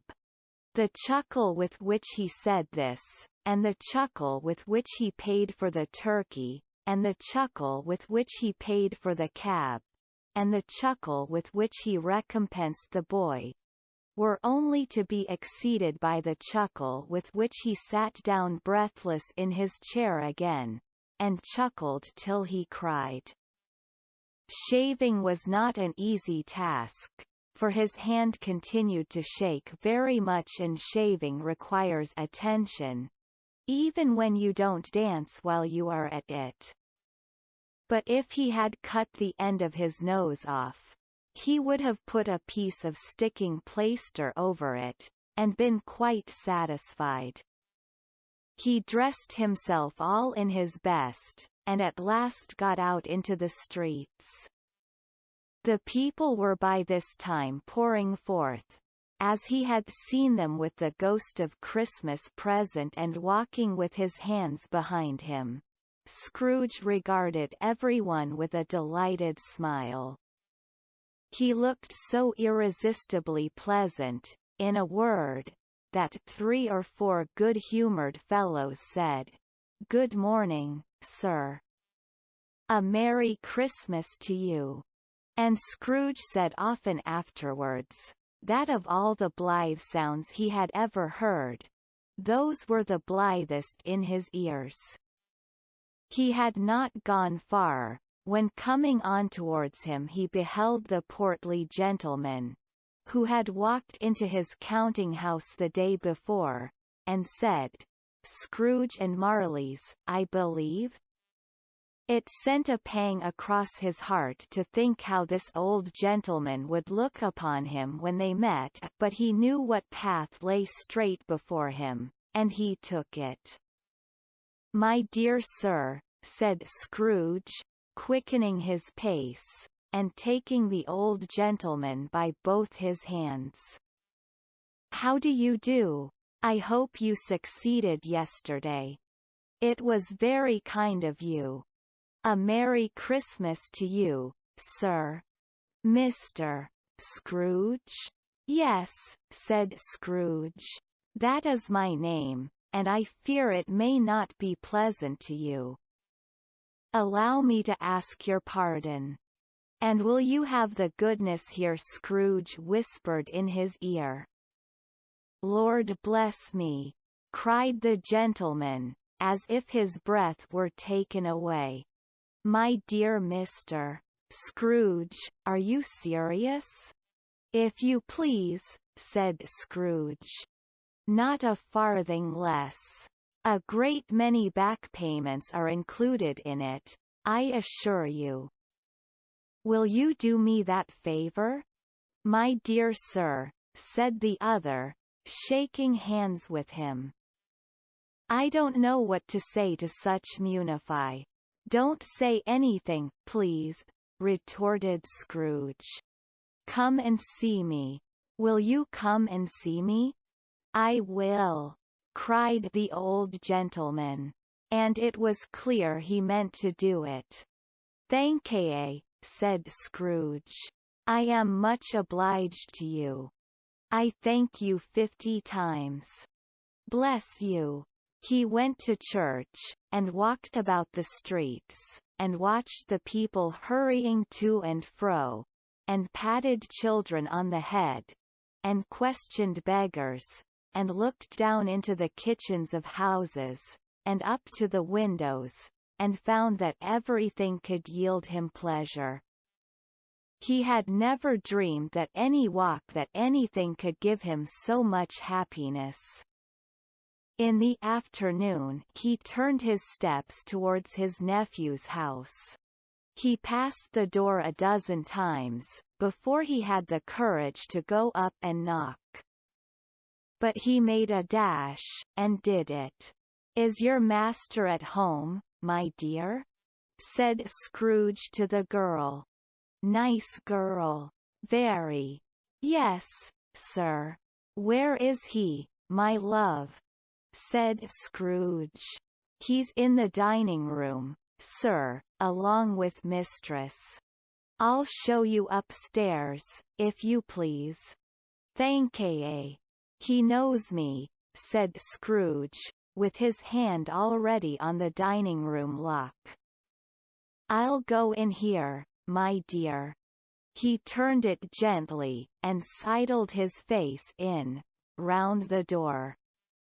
They were looking at the table, which was spread out in great array, for these young housekeepers are always nervous on such points, and like to see that everything is right. "Fred," said Scrooge. Dear heart alive, how his niece by marriage started. Scrooge had forgotten, for the moment, about her sitting in the corner with the footstool, or he wouldn't have done it, on any account. "Why, bless my soul!" cried Fred. "Who's that?" "It's I, your Uncle Scrooge. I have come to dinner." "Will you let me in, Fred?" "Let him in. It is a mercy he didn't shake his arm off. He was at home in 5 minutes. Nothing could be heartier. His niece looked just the same. So did Topper when he came. So did the plump sister when she came. So did everyone when they came. Wonderful party, wonderful games, wonderful unanimity, wonderful happiness." But he was early at the office next morning.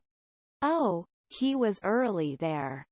If he could only be there first, and catch Bob Cratchit coming late. That was the thing he had set his heart upon. And he did it. Yes, he did. The clock struck 9. No Bob. 1/4 past. No Bob. He was full 18 minutes and a half behind his time. Scrooge sat with his door wide open, that he might see him come into the tank. His hat was off, before he opened the door, his comforter too. He was on his stool in a jiffy, driving away with his pen, as if he were trying to overtake 9 o'clock. "Hello," growled Scrooge, in his accustomed voice, as near as he could feign it. "What do you mean by coming here at this time of day?" "I am very sorry, sir," said Bob. "I am behind my time." "You are?" repeated Scrooge. "Yes. I think you are. Step this way, sir, if you please." "It's only once a year, sir," pleaded Bob, appearing from the tank. "It shall not be repeated. "I was making rather merry yesterday, sir. Now, I'll tell you what, my friend," said Scrooge. "I am not going to stand this sort of thing any longer. And therefore," he continued, leaping from his stool, and giving Bob such a dig in the waistcoat that he staggered back into the tank again, "and therefore I am about to raise your salary." Bob trembled, and got a little nearer to the ruler.